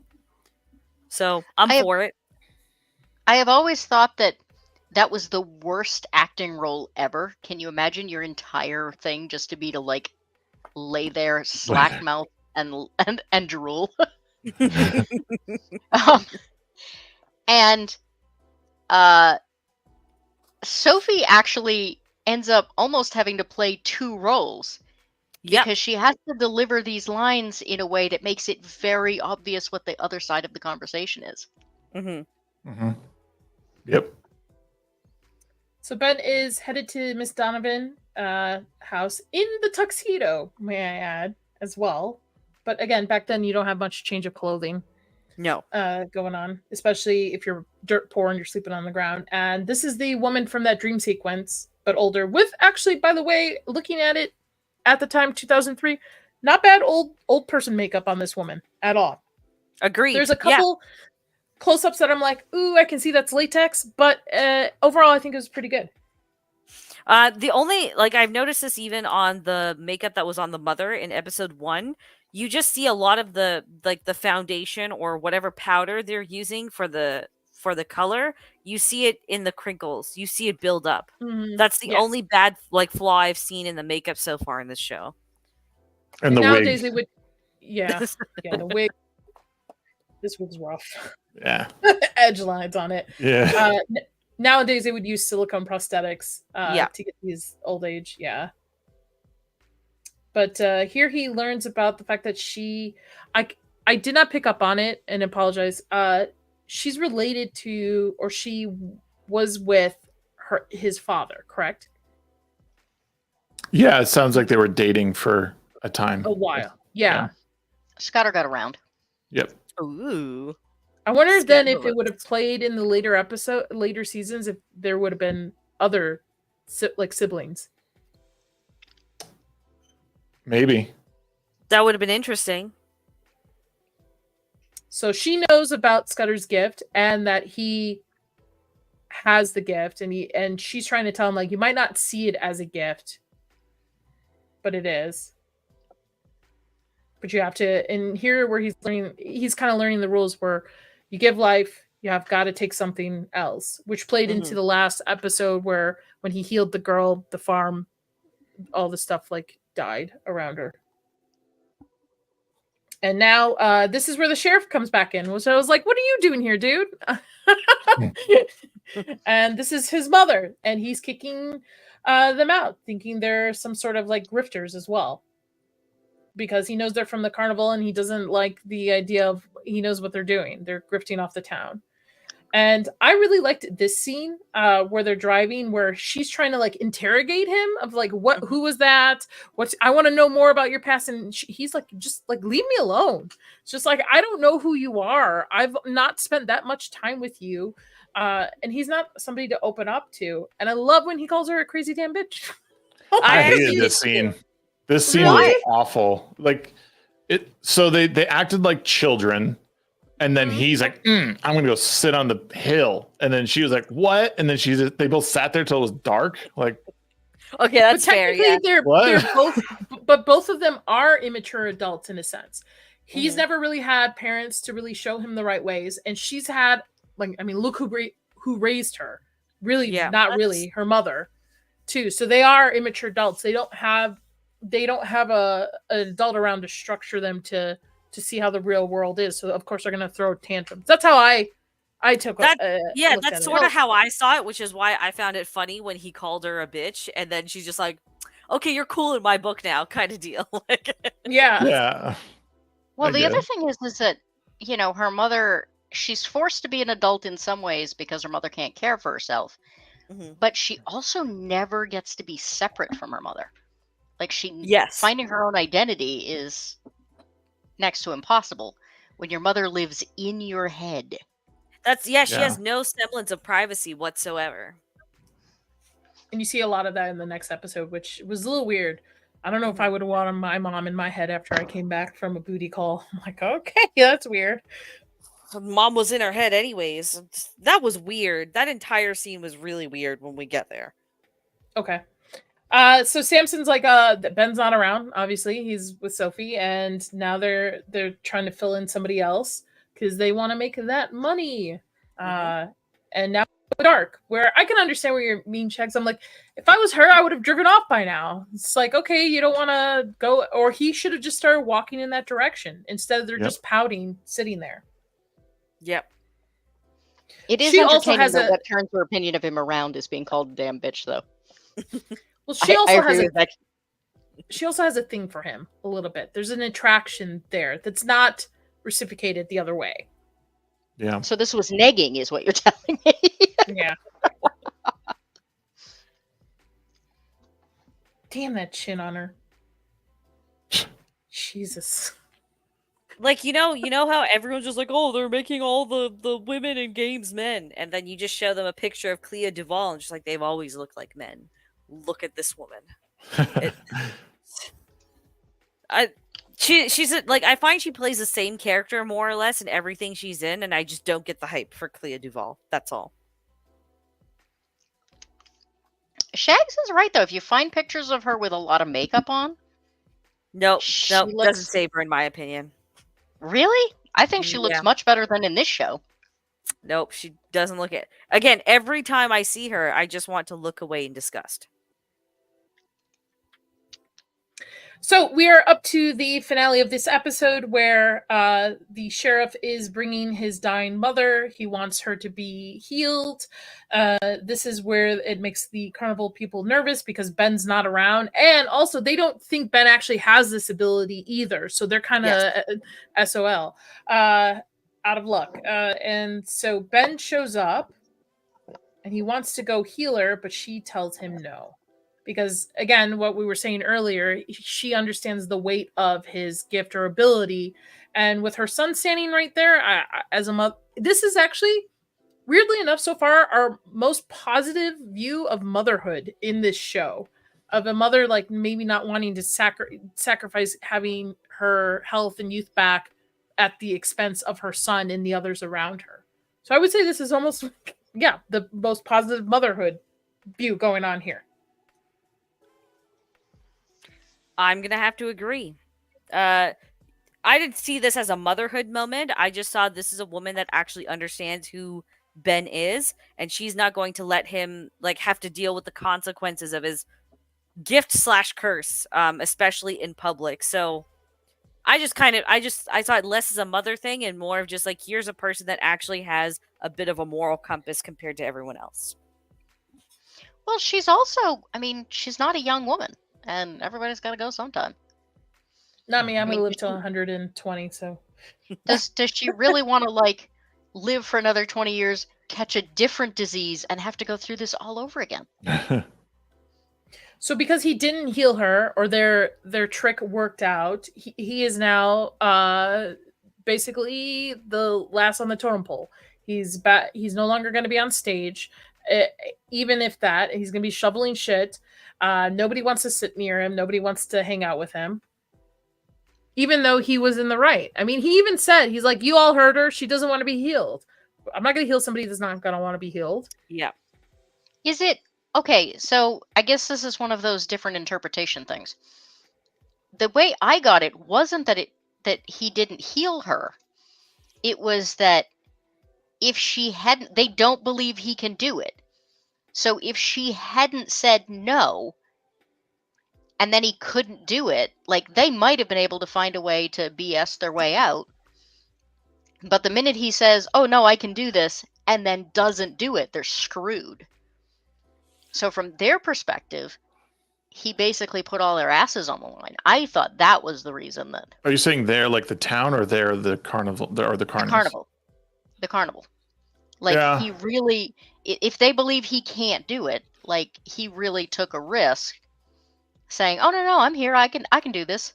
I think they're indifferent, though. I don't think, I mean, there's only a couple. I think Loads is probably the only one, and I guess the bearded lady, who really understand what he's capable of, and everyone else is just sort of indifferent to it, or like oblivious.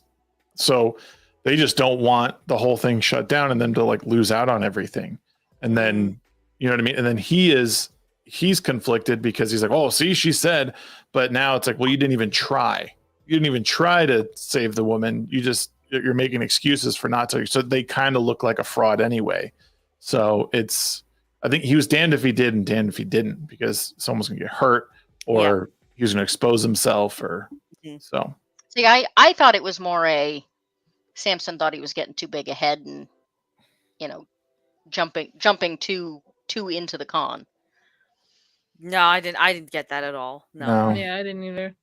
So the woman tells him to go to Babylon, or just says Babylon, which coincides with the fact that now they're going to get to go as close to possible to Babylon, and that ends the episode. So, Jonesy is not happy about it. Yeah, I was going to say, Vex, since this was your first run through, what did you think of Jonesy's reaction to hearing they were going to Babylon? Just my curiosity is piqued. That's all. I do want to say that this is one of the best intro title cards I think ever made. It is, with the tarot cards, is so good, and the score is really good. I'm really digging the music now by episodes 3 and 4, especially the use of music in episode 4 was. Oh my god, the ending especially, it really punctuated that well. Yep. Yeah, I always remember how much I love the visuals. I had forgotten how much I love the music. Yes. All right, we are now on episode 4, which is called Black Blizzard. On the road to Babylon, Texas, the carnival encounters a horrific dust storm called a Black Blizzard. Intrigued with clues about his past, Ben follows Loads into an abandoned house where the seer tests Ben's powers. Meanwhile, a lonely Sophie socializes with a handsome cafe owner. Sansom visits an old flame, while Jones faces a rustabout mutiny of the Carnies. I really like this episode. Oh, and also Brother Justin struggles with the ultimatum by Reverend Norman. Give up his new migrant ministry at Chin's or face losing his old one at the First Methodist. What? Put something in the chat. That's what. Who's Riley Reid? She's the porn star. Do I want to look this up? If you want.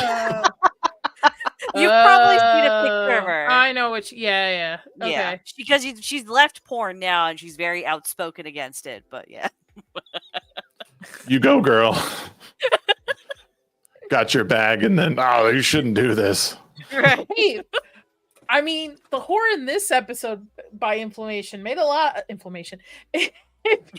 made a lot of money. I mean, I get it. Something's inflamed for sure in her, though. Yeah, I guess. All right, so we're open. Well, she's the porn version of Peter Dinklage. Is that the?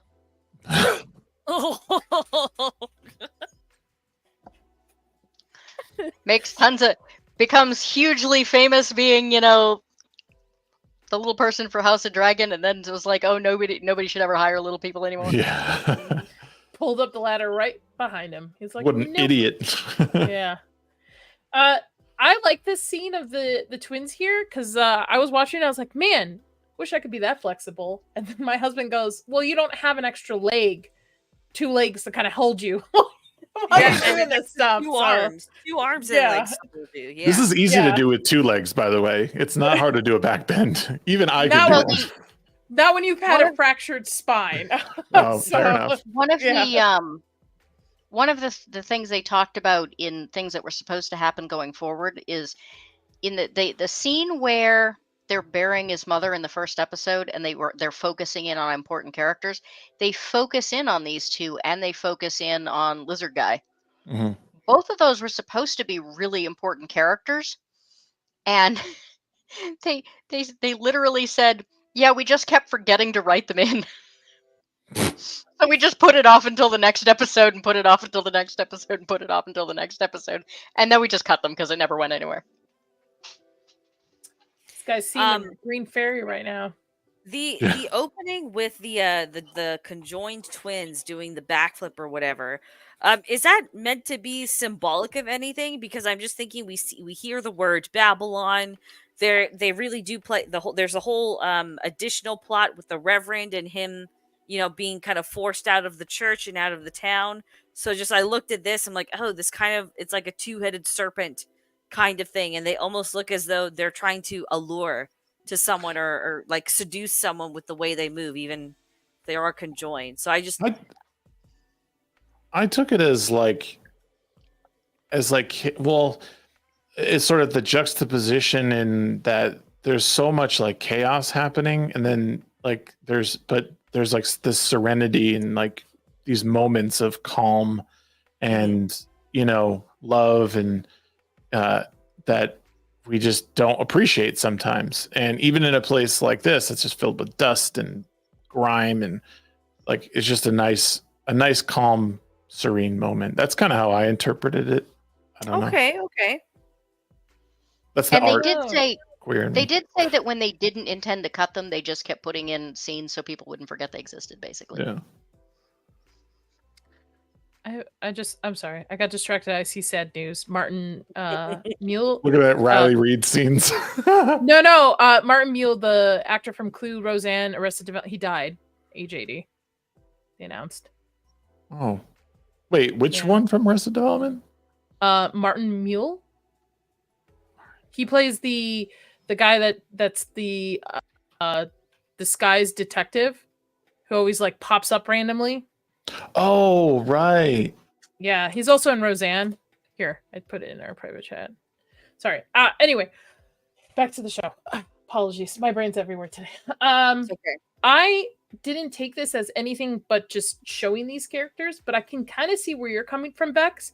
Maybe if they had actually made the intention of writing something with these two, like Comet is saying, maybe that could have been something. But I just saw it as having seen the whole seasons. It's just a way to fill in space in a sense. Gotcha. Okay, yeah. So now that you've explained that nothing really happens with them, yeah, I'm just reading too much into it. Okay. I think they were supposed to be. I'm trying to remember. They were supposed to be like oracles or something. Oh, interesting. And the only description of Snake Guy was that they said he was going to be the series Mr. Spock, and I have no idea what that means. But ooh, wow. Oh, I know that Bex sounds very interesting.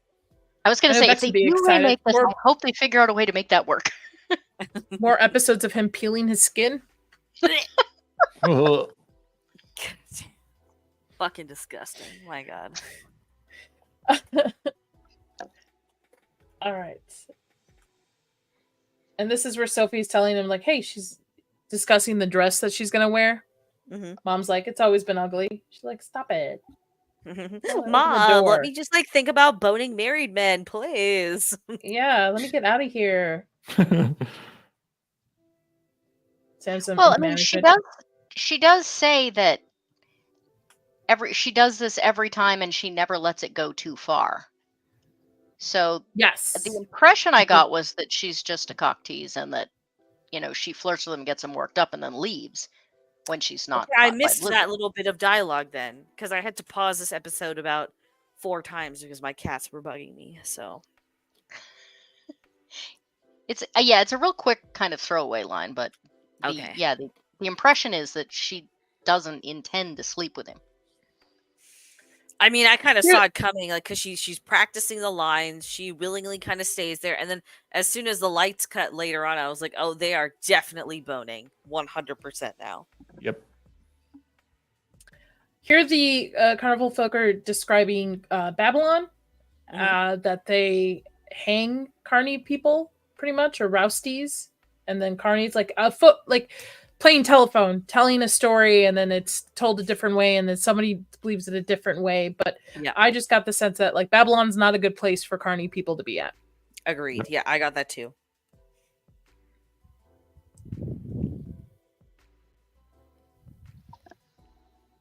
Let me know if you guys want me to stop. I'm just moving through filler. No, you're good. You're good. Oh, this is where Jonesy's kind of steps up for himself. Yeah. This is important where he's like, hey, I'll talk to management because the guys, they don't, this is not working for everybody. I've got almost a mutiny on my hands. I'll talk to him if you're not going to talk to him. And Samson's like, no, like, I don't want to worry about this shit. Get this out of me because I've got a date. Well, he doesn't say he's got a date, but I'm sure that's the only thing he's got in mind. Is the mutiny because of like where the setup is? Yes. Okay. Middle of nowhere. Yeah, because sorry, go ahead. No, you go. No, I remember them saying like, hey, they couldn't have at least set us up by the trees, so we got shade. So okay, gotcha. Mm-hmm. Otherwise, that snake person might peel even more. So I wonder if Samson would have dealt with this better had he not been thinking of other things. I mean, dudes, I get it, I guess. I mean, got his needs. How many women are going to approach a small person back then and be like, yeah, this is, no, don't do it, Vex. I'll be so mad at you. I will block you on everything. On everything. Okay. I need to know the joke behind this because I don't get it. Oh, just look at the chat. That's all. Terrifier, that awful horror movie that Vex has an obsession with Art the Clown in a weird way, by the way. Calling you out. I have totally missed this. She said she's going to send me corn versions of it, and I'm like, no, please. There was enough in that for me. I'm traumatized enough. All right, Samson's on his way to his booty call. Leaving Jonesy in charge with these guys, stressed out, I'm sure. Middle management's not a great place to be, Jonesy. I understand. I relate. Okay, because like Samson's got his little date, so I have to. Do you think they're all proportional down there, or do you think they're like a full-grown man down there? It's probably. I don't know. I would say it's like a full-grown man. Yeah. Sorry, I missed the question. What was it again? Like Dink came out is reports that he's well endowed. Okay. No, so my question comments was just like, do you think that little people are like they're proportional down there, or they're like full-grown men down there? I mean, I have no idea what the statistics are, but I have heard rumors that they actually are prone to being larger than average. Tripods, so to speak, with their stature. Shag's never coming back. He's like, I will not be surprised if I look at Twitter and you have left the chat. Just they got big veiny bastards. All right, let's moving on. Let's move on. So Blood's just telling Ben he's coming with him, and then this is an episode he kind of helps him with his power. Well, not with his powers, but tests him. What is so what's the old guy's abilities or whatever? Is he just kind of a seer? Because we haven't gotten a lot of exposure of him so far in the show. I would say yes, a seer is a pretty good description of him. Yeah. Mm-hmm. Yeah. Oh, okay. Now knowing how this episode ends. This was one of those when we come later on, it's just like because him and Ben decide to go. Oh my God, where do they decide to go together? Lutz has him driving him to do something like an errand or something, right? Okay, gotcha. He's just like, I want to show you something, and Ben kind of goes, okay. Yeah. Okay. Well, it was a setup because he knew that I think the storm was coming, so it was meant to, like, hey, we're going out here, and I'm going to show you what you're capable of. Gotcha. Because that kind of threw me through a bit of a loop with this episode. Because that sudden like injection of like here's kind of like a big turning moment for how the character sees his powers and whatnot like that, and how other people are seeing it. There wasn't really any lead up or like foreshadowing that's where this blind guy was going to go with stuff. Mm-hmm. So it threw me through a bit of a loop. Yeah. So, God. I was just going to say, this is another of those little special effects things I love. This shot only shows up for like less than a second. Mm-hmm. And as CinemaSins is fond of pointing out, in most cases when they have newspapers or whatever, it's just gibberish. So I love the fact that there is in fact a full like typed out letter that you can sit here and read if you've got it on pause. Yeah. So this is the letter basically telling Brother Justin that you either got to give up the migrant church and come back to the First Methodist, or you're out. And I like this line. Brother Crown, stop it, remains on the church payroll. However, he has been unavailable to counsel its members.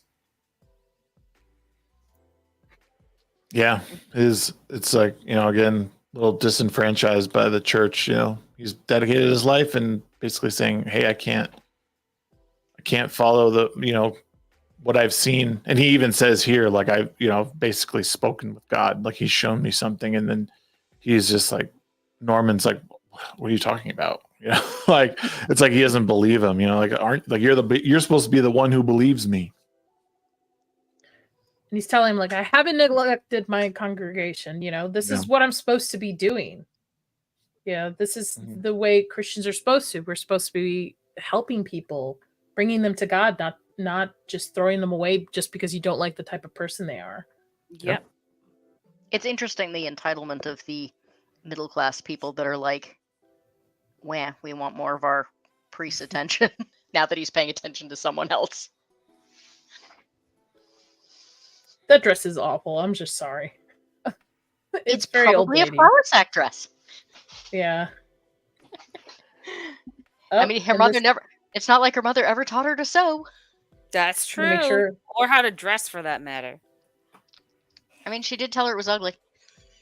Yeah. Gotta make sure I don't show any. No tatas. Yeah. Give me 1 second. I just want to make sure what time marker. I think okay. All right. We're good. We're still good. Yeah, we got a ways to go. And it's weird to me that I guess because any other woman in the town would know who he is and he would know them. So she's just a new face for him. So that's why he's attracted to her. Otherwise, I'd be like, really? That's okay. Because there's like an immediate attraction from his side. Just he can't stop looking at her and stuff. Mm-hmm. Every other woman in town knows better by now.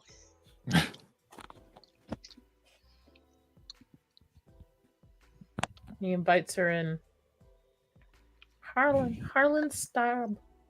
Betty Jones. I'm like, really? You can't come up with a better fake name? His name is Harlan, so he's not doing much better, in all fairness. Yeah, that's true. It's interesting she calls herself Miss and then goes on to say that she's widowed. Yeah. I guess that's all just part of the ploy, right? It's like, oh, well, now I have even more of an incentive to plow this woman because she hasn't had dick in 2 years.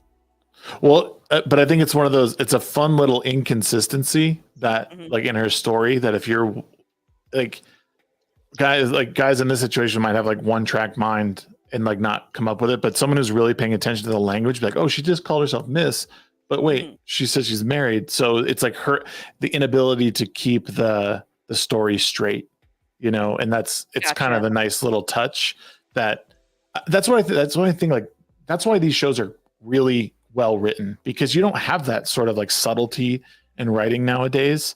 And it's kind of sad to see, because people aren't stupid, but it also makes for good conversation. Like, oh, something like this where you're like really breaking everything down.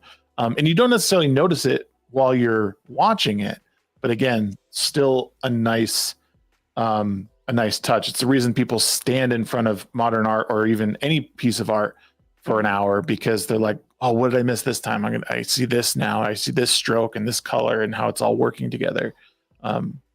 Just cool to interpret things a little differently. See them. Did you notice that? Oh, sorry, go ahead, Vex. Oh, no, I was just going to say, like, I completely agree with you there. And it even just shows that whoever is putting together the show really knows the character as well. Because we see her very briefly standing in the mirror saying, like, has it been that long? She's practicing the line. And she went through all the trouble of making sure she nailed that. But then it's this that tiny little detail that you're right. If the guy didn't have a one-track mind, he would have picked up. Yep. Did anybody notice that her story to rope him in is she has Jonesy offing himself? Yes. Yes. Yep. Yep. Phenomenal. All I could wonder was like how much of that story was true. Like, did they end up separating because he got injured and depressed, or is that all just crap? Who knows? Yeah, and we never do find out. I had to fast forward a little bit to get past the titties. So just so everybody's aware, what happened so far is the storm is hitting. Ben and Luds is stuck in the truck at this point as it's hit them first. They're showing that it's coming through town, and this is now back at the carnival where they're putting up tents, and Jonesy sees it coming as well. Mm-hmm. And he tells these guys, which I'm sure they're already pissed anyway that they got to put this up, to take everything down, and they're going to try to seek shelter where they can. And then now we're back to Sophie and Harlan. Yep. I kind of feel bad for Jonesy. Everyone's getting laid in this episode except him. Which is weird because coming, hopefully Jonesy has a thing for Sophie too, which is I think is a little weird that she uses his story, which tells me maybe she thinks she knows that he has a thing for her a little bit. Maybe they have a history. Do they? They've been a couple. Yep. I don't remember that. You don't know? She makes a comment to him once about, you had your chance with me. Oh, that's why I said I wonder how much of that story is true and how much of it is. When did she say that? You probably haven't gotten to it yet. I think it might be you. But I mentioned it. I mentioned it last stream that they do have a history. Interesting. Okay. That's why I found it so weird that she uses him to rope this other guy in. I think we just passed the point where, yep, there's her mother covered in. I'm like, come on, lady. That happened quick, by the way. Yeah. Somebody left the windows in that caravan open. You like shake it off. What are you gonna do? Just let yourself die there? Just. The thing that gets to me is that we see her with like telekinesis in other places. Yes. Yes. So why can't she move? Like, are dust grains too small? Is that the deal? That's what I was wondering too. Close the window. Yeah. I had the same thought. I think she likes to play the victim a lot. So far. I'm just judging this space. And I mean, if she closes it, nothing happens, and then Sophie comes back and she's fine. Versus Sophie coming back feeling guilty that she left her mother and that it ends up being in this state to put even more guilt on her daughter and more control almost. That's what I read it. Because she also knew the storm was coming in. Because Sophie says, "No, Mom, don't be silly. It's a beautiful day." And here's Luz, just like hop it over, just in the storm. I can't imagine breathing that stuff in, man. Just like. Are you laughing at my? I am, yes. So they find this cabin or deserted house or something that Luds knew was there. Did he know? Okay, this is a question I have because of how this entire event kind of plays out throughout the episode. Does he have more powers than he lets in or is ever really revealed in the show? Because I feel like he kind of manifested this, or he projected an illusion onto Ben to try and get his point across. Because it makes no sense to me that an old blind man just in the middle of nowhere suddenly knows that there is an abandoned house here. And not only that, but there's enough materials for them to start a fire in it. But he's a seer. And he's not coughing or anything at all. That too. That's why I think it's an illusion. You think that like he causes the blizzard for everybody? An illusion for everyone? No, I think the dust storm part is actually real. But my theory about this whole scene, because So later, so they come in, right? And Ben's like, how did you know this was here? And when we come back to this scene later on in the episode, he says, like, you can control the storm kind of deal. And he opens the door and the storm is all cleared. And then Ben says no, and the storm is back. So my thing was, they never really left the caravan because Ben says, oh, well, now that we're stuck here, I'm going to get some shut-eye. So he's really just asleep, and the seer is able to kind of project in. I want, like, there's something I really do want to show you, but I don't know if I can show you it in the storm. So I'm going to project it into a dream. If that makes sense. It's an interesting idea, and we never really do. All Lud says during this scene, I gave my eyes for a fraction of the power that you have. There you go. But I don't think that that's ever really well defined. It's just, I don't know what happens with the character later on, because again, first watch, right? But that's what I kind of got for that whole scene, is Ben is just asleep and he is seeing all this in a dream that the seer is projecting onto him. Yeah, that's interesting. I've never looked at it that way, but it's not. People do love to invade his dreams. Wait, that he's asleep? No, I don't think he's asleep. I think he, if anything, Loads maybe has conjured this, and well, there's no way because everyone else is affected by it.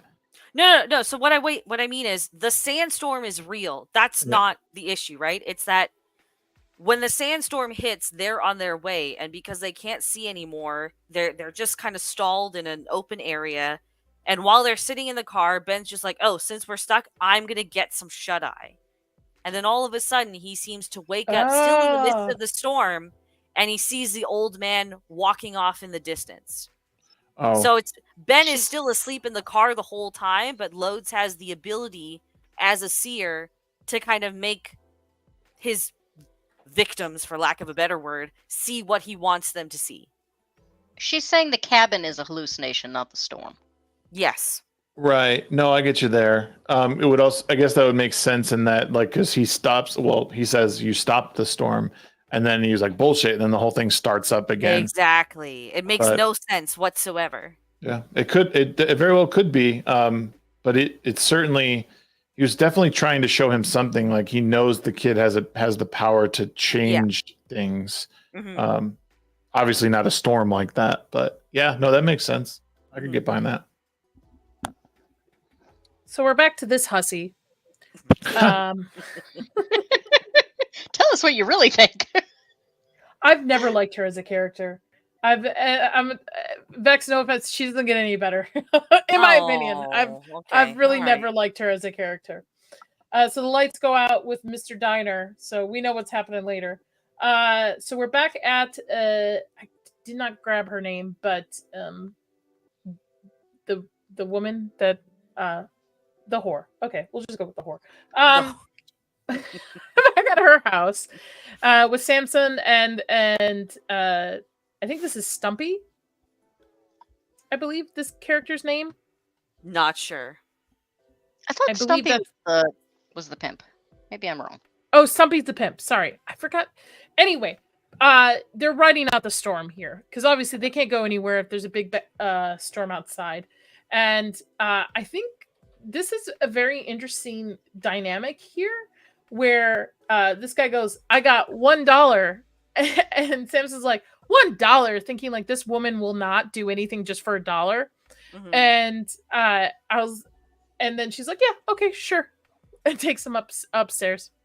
So yeah. I felt kind of bad for him. Better to do. They're stuck with a storm. Yeah, but I felt kind of bad for him because he didn't expect that. But also, again, it makes sense given the economic times of this period. So yeah. But it also, I think, plays into Samson's emotions here with her, because I think he thinks, oh, he's different than anybody else. Oh, like, yeah, he was getting a deal. Yeah, there's a relationship here or something going on here, mm-hmm. where not realizing she's, in a sense, like a businesswoman. She's got to make her money somehow. Yeah. So yeah. That's what I thought. $42.82. Current inflation. Poor guy. My thought was like, yeah, Samson thought like he was getting a good deal. He, you know, that the age old, like the stripper likes me. And, you know, but come to find out, the kid just got away with a steal, and then takes him up for a second time for free.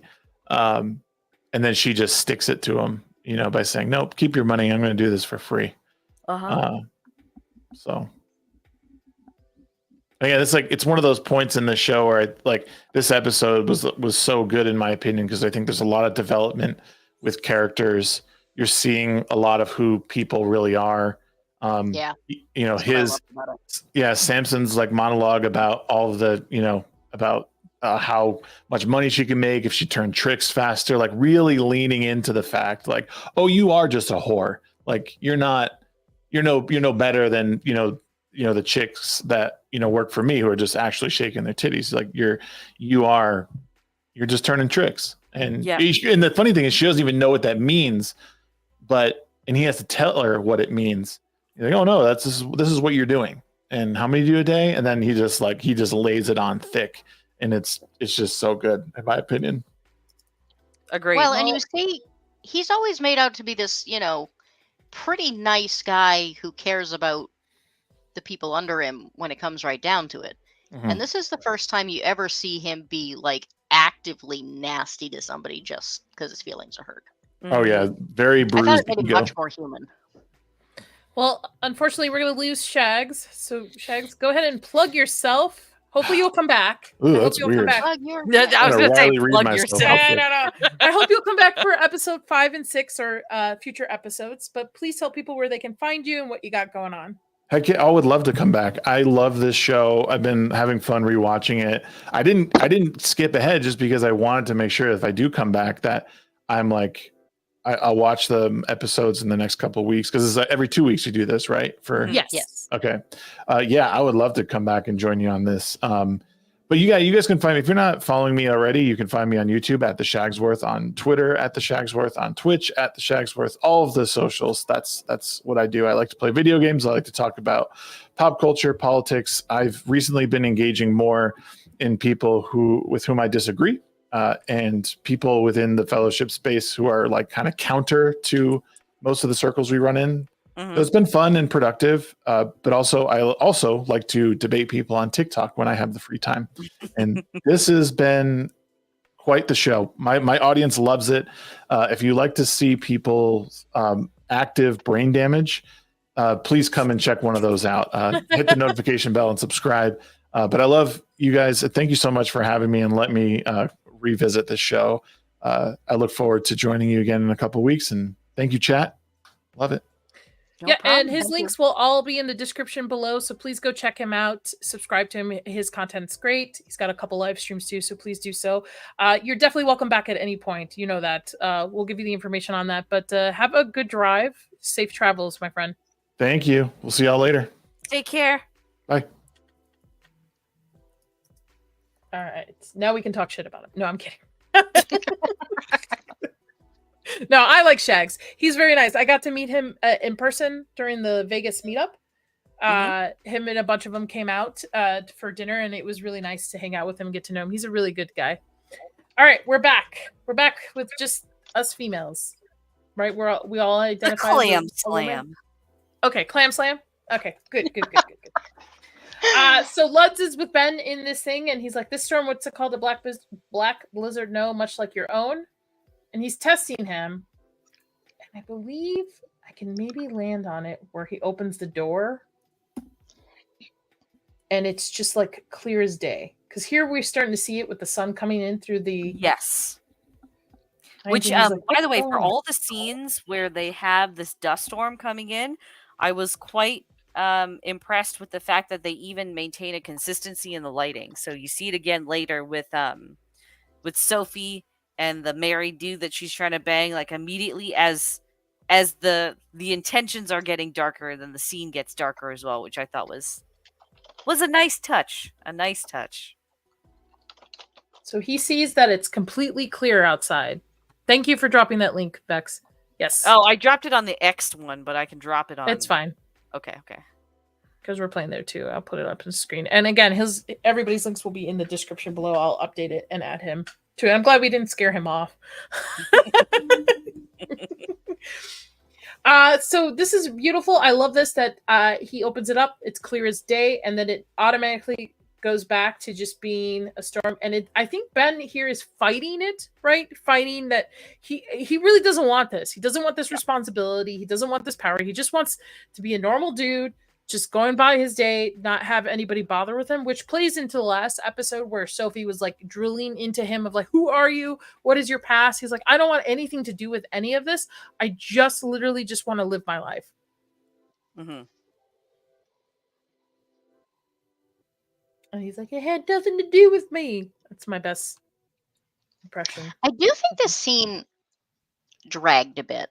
I mean, it's basically Lud saying, like, poking at him about his mom, and Ben saying, I don't want this, and then Lud's poking at him some more, and then Ben saying, I don't want this. Yep. I mean, I don't think it's too bad, but I do think it, I mean, if I had to have a complaint, I think it could have been tightened up a little. That's fair. I think that's a fair complaint. Yeah. I sort of agree as well. The little burn on his face, and then it disappears. Almost like a magician. Like a magic trick. This was one of those things that I did not expect whatsoever.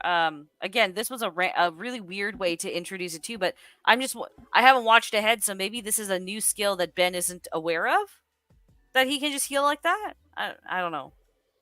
I don't remember, to be honest. Again, it's been... I was in high school when I watched this. It's been a while. Okay. So, in a sense, it's a first time watch with... I'm doing it with you too. First time watch. Okay. With this. So, I don't remember. I don't know if Comments wants to comment on anything about that. Comments? I got nothing. Oh, okay. All right. We're back to... I mean, have I not made it very clear I will shoot my mouth off anytime I have something really, you know... That's true. That's true. Okay. So Brother Justin is revealing to his sister that if they give up the migrant church, that this basically what the letter said. I'm jumping ahead. Sorry. And he's like sitting there, and he's talking about the children, boys and girls selling themselves, babies bought by men who are raised like livestock. It's like, this is the reason why I want to open this, and they're like, they must open their eyes, they must see. And then we're back to the carnival with the dust storm. It's doing pretty bad. And everybody here is like, what management says, management goes. And Jonesy's kind of fed up with it. Mm-hmm. And we're back to Samson. And this is where he kind of implies like, hey, if you do more tricks, and explain what a trick is. So I don't think she's a bottom barrel prostitute. She's more like a high-end girl where she has like a select few men that she knows will come once in a while to see her and pay her. That's why I think she has this house. She lives, she's not doing it in an alley. So she doesn't understand what her tricks is, because I don't think it's at her level of what she is as a call girl. Yeah, I agree. She's an escort. Yeah, escort. Yeah. And so he's like curious, and this is just to be spiteful. Just to be spiteful. He's such a little spiteful little thing, isn't he? Such a little shit. Yeah, he apparently thought she really meant it when, with the whole line about I should be paying you. Yeah. Like, he didn't realize that's just a line. You can churn him out in 20 minutes. She's so upset by it. Because I think she actually genuinely, I don't want to say like romantically cared for him, but enjoyed his company, because he's like, this is probably the first time he's ever been spiteful towards her in a degree like this. Like, I think she actually enjoys his company when he's in town. They have a good chemistry and relationship going on. And this is a new side of him that he's seeing. Well, and, he pays well. He brings her flowers. He treats her nicely. I thought I was all. That's kind of cute. Oh. So this, and I don't think she gets that his feelings are hurt. Like, she probably doesn't occur to her that he thinks that this was actually real. His maturity is as tall as him. I kind of got the feeling that she did understand his feelings were hurt because like this was something she didn't even tell him. But again, it's like the circumstances of the time. She can't really help herself, right? But I think she also equally felt insulted that he had turned their relationship from, oh, like this is we're having fun and I enjoy our company to, oh, you just see me as a dollar whore kind of deal. So there's misfirings on both sides. Yeah. Well, both their feelings are hurt and they're both lashing out. Yeah, that's what I mean. So he, instead of taking his bride of money, she just takes this guy for free again. And I like the whole time this guy's like, I'm not ready. Like, I need some time. He's like, I have pissed my boss off, and there is no good way out of this. We're back with Ben and Lutz. I'm trying to get to him to be. I gave up my. Oh, this is landed right on it. I gave up my eyes for a fraction of what you possess. Ugh. Hold on. I want to take a screenshot of this. Hold on. I might use this for one of our thumbnails. Hold on. That's just so well done. Oh, and the fact that the only, like, everything's dark except the light shining across his eyes, just so you get the true creepiness of what they look like. So good. Love it. Yeah, I like those contacts. That's well done. His whole character design is just well put together. Like he feels like a seer for a carnival. Just the whole aesthetic of him, his costumes, the contacts, his demeanor, even down to his haircut. I see it, yeah. I'm not, again, like, I'm still on the fence with this character because I still feel as though it's been kind of thrust onto us who he is and what he's like. So I need to warm up to Lutz a bit more still. I don't think you're going to like him. He's definitely one of the more complex characters. I think you're going to be over his bullshit pretty fast. Oh. Well, yeah, I mean, he's kind of the snake charmer, but yeah, that's a great way to describe it. Yeah, again, he's not two-dimensional about it. I mean, he honestly appears to care for his bearded lady. There are times where he does kind things for other people when he's not getting something out of it. So it's not. I was saying the other day that I think a really good complex villain is better and more important than a really good hero. And recently, in recent movies and shows are all very two-dimensional. It's kind of what I meant about, everything is clean in movies these days, not just the clothes. Gotcha, yeah. And he is not clean. Like, he's snake charmery, he's slimy, he's, charming in a very used car salesman kind of way. But you do have these moments, kind of like Samson and the exact opposite. In general, he's a decent guy, but he has his moments of asshole. Lutz really has moments where you realize that he's not just a two-dimensional bad guy for the sake of being a bad guy. Gotcha. Okay. You love to hate him.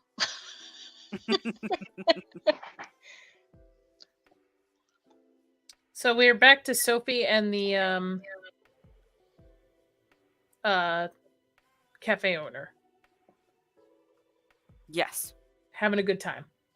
She doesn't look like she's having a good time. Yeah, I don't think that lasted very long. Yeah. I don't think that's lived up to what she expected it to live up to in her head. The interesting thing is, like, did she consciously decide to sleep with him? Or did her game just, like, she couldn't hit a stopping spot because of the blizzard? And so she couldn't just say, everything I've been telling you is bullshit and I don't want to sleep with you. Go away. Oh, so this could... interesting. I mean, I don't know that that's the case, but I'm just like... There was no point where she could just drop her facade, and it just kind of continued. I just want to say... That pair of underwear is pretty fucking huge. I know it's for the time. Underwear. Or whatever. Whatever she's slipping back on, all right? Like, I want to smoke. What At are what point bloomers? Is that the? I think that's what are they called that? I should remember this, and I don't. She looks like she's having a great time. Bloomers. They're called bloomers. Yeah, okay. Isn't it at this point he tells her that he's married? No. Okay, so they don't actually say it. It's more hinted because she notices the ring as he's lighting the cigarettes, and then she just kind of like they have like a non-verbal acknowledgement. She's just like, "Don't worry about it. It's fine." That's why it's so awkward afterwards. I actually totally missed. I was thinking there was something with a ring, and then I missed it on the rewatch. Mhm. But then when she's talking to her mother, she says, "No, I didn't know he was married." I love this scene where she basically tells him to fuck off. She's like, if you ever come back here, I never want to see you again. And you know what? Good for her. Good for her. Don't take that man's money. He thinks she's offering an olive branch because she's like, so you think you might be back this way? And he's like, yeah, probably eventually. And she's like, don't come here. And then everybody's with Sophie's mother. Jonesy's there too. As bad as things is, they're like, we don't blame you, Jonesy. We understand you don't really have any power, which plays into his ego a little bit because he doesn't have any power here. So he's like, you know what? Fuck it. I'm going to go to management. Mm-hmm. Is that really an ego thing, though? I mean, he's the one getting yelled at constantly by the workers. But he has no ability to hire or fire. He gets no say in policy. He just takes all the crap. Maybe ego is not the right word, but it plays to his emotions of the fact that he has no power here, where he feels like he should, because everybody looks up to him. He runs the guys to set up things. So he should have some say, and he's tired of basically having to wait for Samson to make any decision. So he decides instead he's going to go talk to management himself. I thought this was just, another case of hurt feelings. I mean, that seems to be a lot of what this episode is, Lutz hurts Ben's feelings by, saying, oh, your mother died and you lived. Mm-hmm. And Samson gets his feelings hurt and his girlfriend gets her feelings hurt. And it's not a solid theme, but there does seem to be a bit of a theme there. And here he is walking into this thing thinking he's going to meet somebody, and it reveals that there's nothing in here.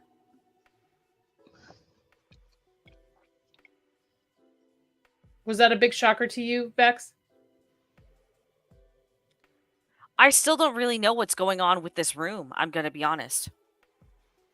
Because we see... what's his face was in there earlier, and we just see a whoosh of the curtain, right? And then he comes in, and there's like you hear the music tone go off too, and it's really ominous or whatever. But no, who's in that caravan?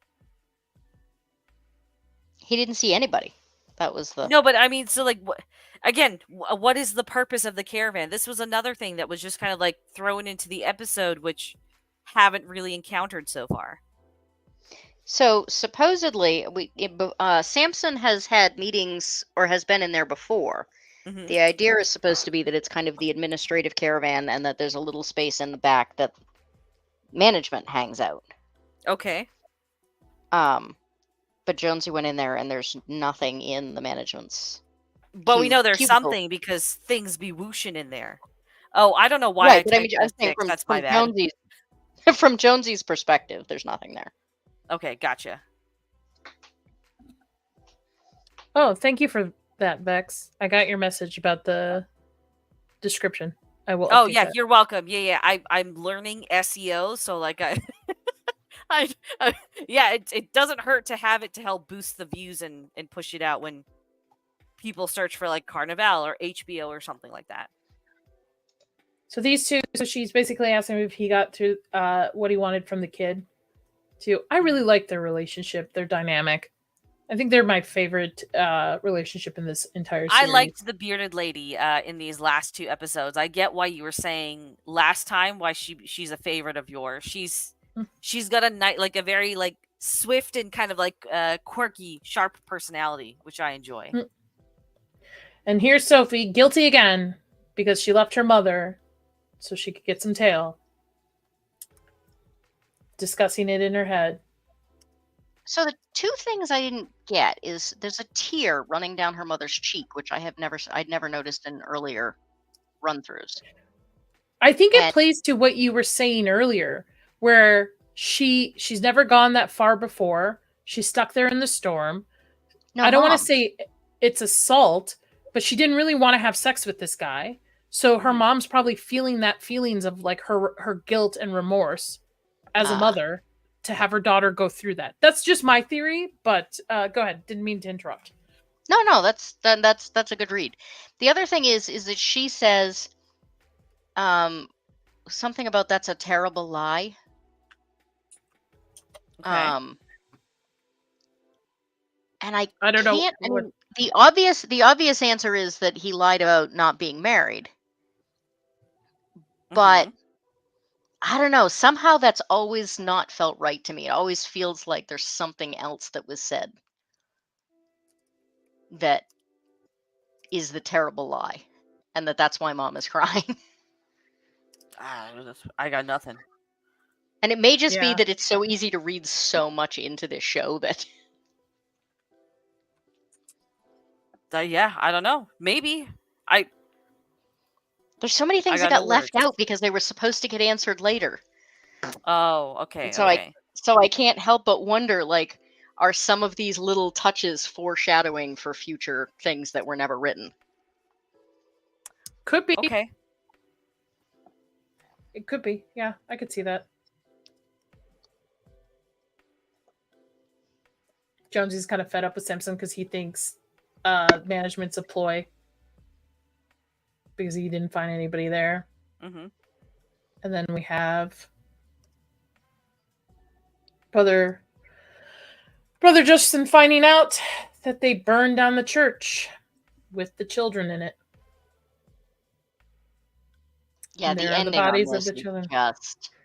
Oh, it hit heavy. I didn't realize, and I was like, wait a minute. Oh, no. The perp acting. Again, Clancy Brown, I think, carries this entire series. I'm sorry. I really do. You know what? I'm not sorry. He really does. Yeah, don't say sorry, because I'm gonna agree with you, especially with the way that, because I teared up at this ending, right? Because paired with the monologue where he had earlier, and then it was episode 2 even that he discovers the child prostitute and whatever. He just has, like, anything he's in, he usually has a commanding presence, and I actually find his storyline far more compelling than Ben's storyline because he brings that weight to the screen. Yes. For every review I've read says it, it basically says the same thing in the first season. Ben is just so wishy-washy, and Justin is so devoted to his cause that it's much easier to get attached to his character. I think we're there. Okay. But yeah, I mean, Clancy Brown so often plays like, the bold bad guy, outgoing, full force, that watching him play that grief scene was just like, it felt painful. Agreed. Yep, I felt the same way. Which he's supposed to be kind of the antagonist for the series too, right? Yes. I don't think, well, in the long run, but I think at this point, he's not really, we don't realize it, but he's also waffling just in a different way than Ben is. Ben's not accepting his role and Justin's not accepting his. Okay.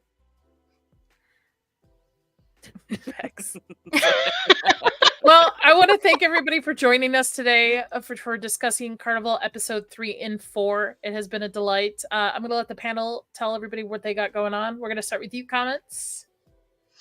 So my Chinatown review dropped right after our last stream, and it is still up for the watching if anyone's missed it. I am working currently on a video about unappreciated 90s TV shows. I'm still taking suggestions if anybody wants to throw their 2 cents in the ring. You can find me on YouTube or Twitter for the sake of the comments. I'm posting the connections down below or in the chat just in case anyone missed them. And I just want to say that I'm really looking forward to the next stream because the next couple episodes I find the absolute most haunting out of probably most of the first season. There are probably better episodes, but man, those ones really stick with me. So I can't wait.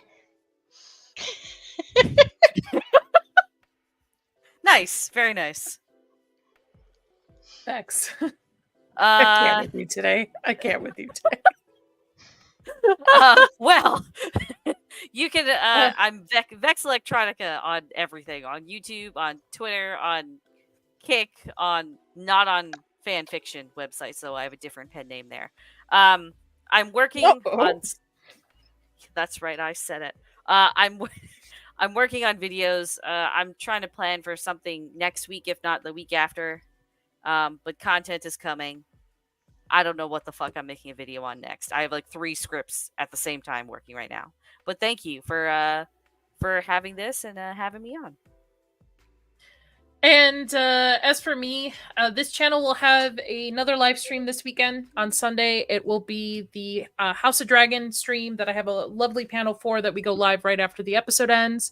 I did just drop my Quiet Place Day 1 review on my horror channel, and I actually will be on a live stream tomorrow with a bunch of other horror content creators. So just follow me on Twitter at NerdDollface. I post where I'm at and what I've got going on all the time there. This show will resume in 2 weeks, so we will be back on July 12th discussing episodes 5 and 6. So again, I want to thank everybody. Please hit that like button, subscribe on the way out. I see that we have about 52 people watching over on X. Come on over to Inside All Day, give us a like, and drop a comment to let us know what you're thinking about the show if you've seen it. And until next time, have a great day, everybody. Bye. Bye.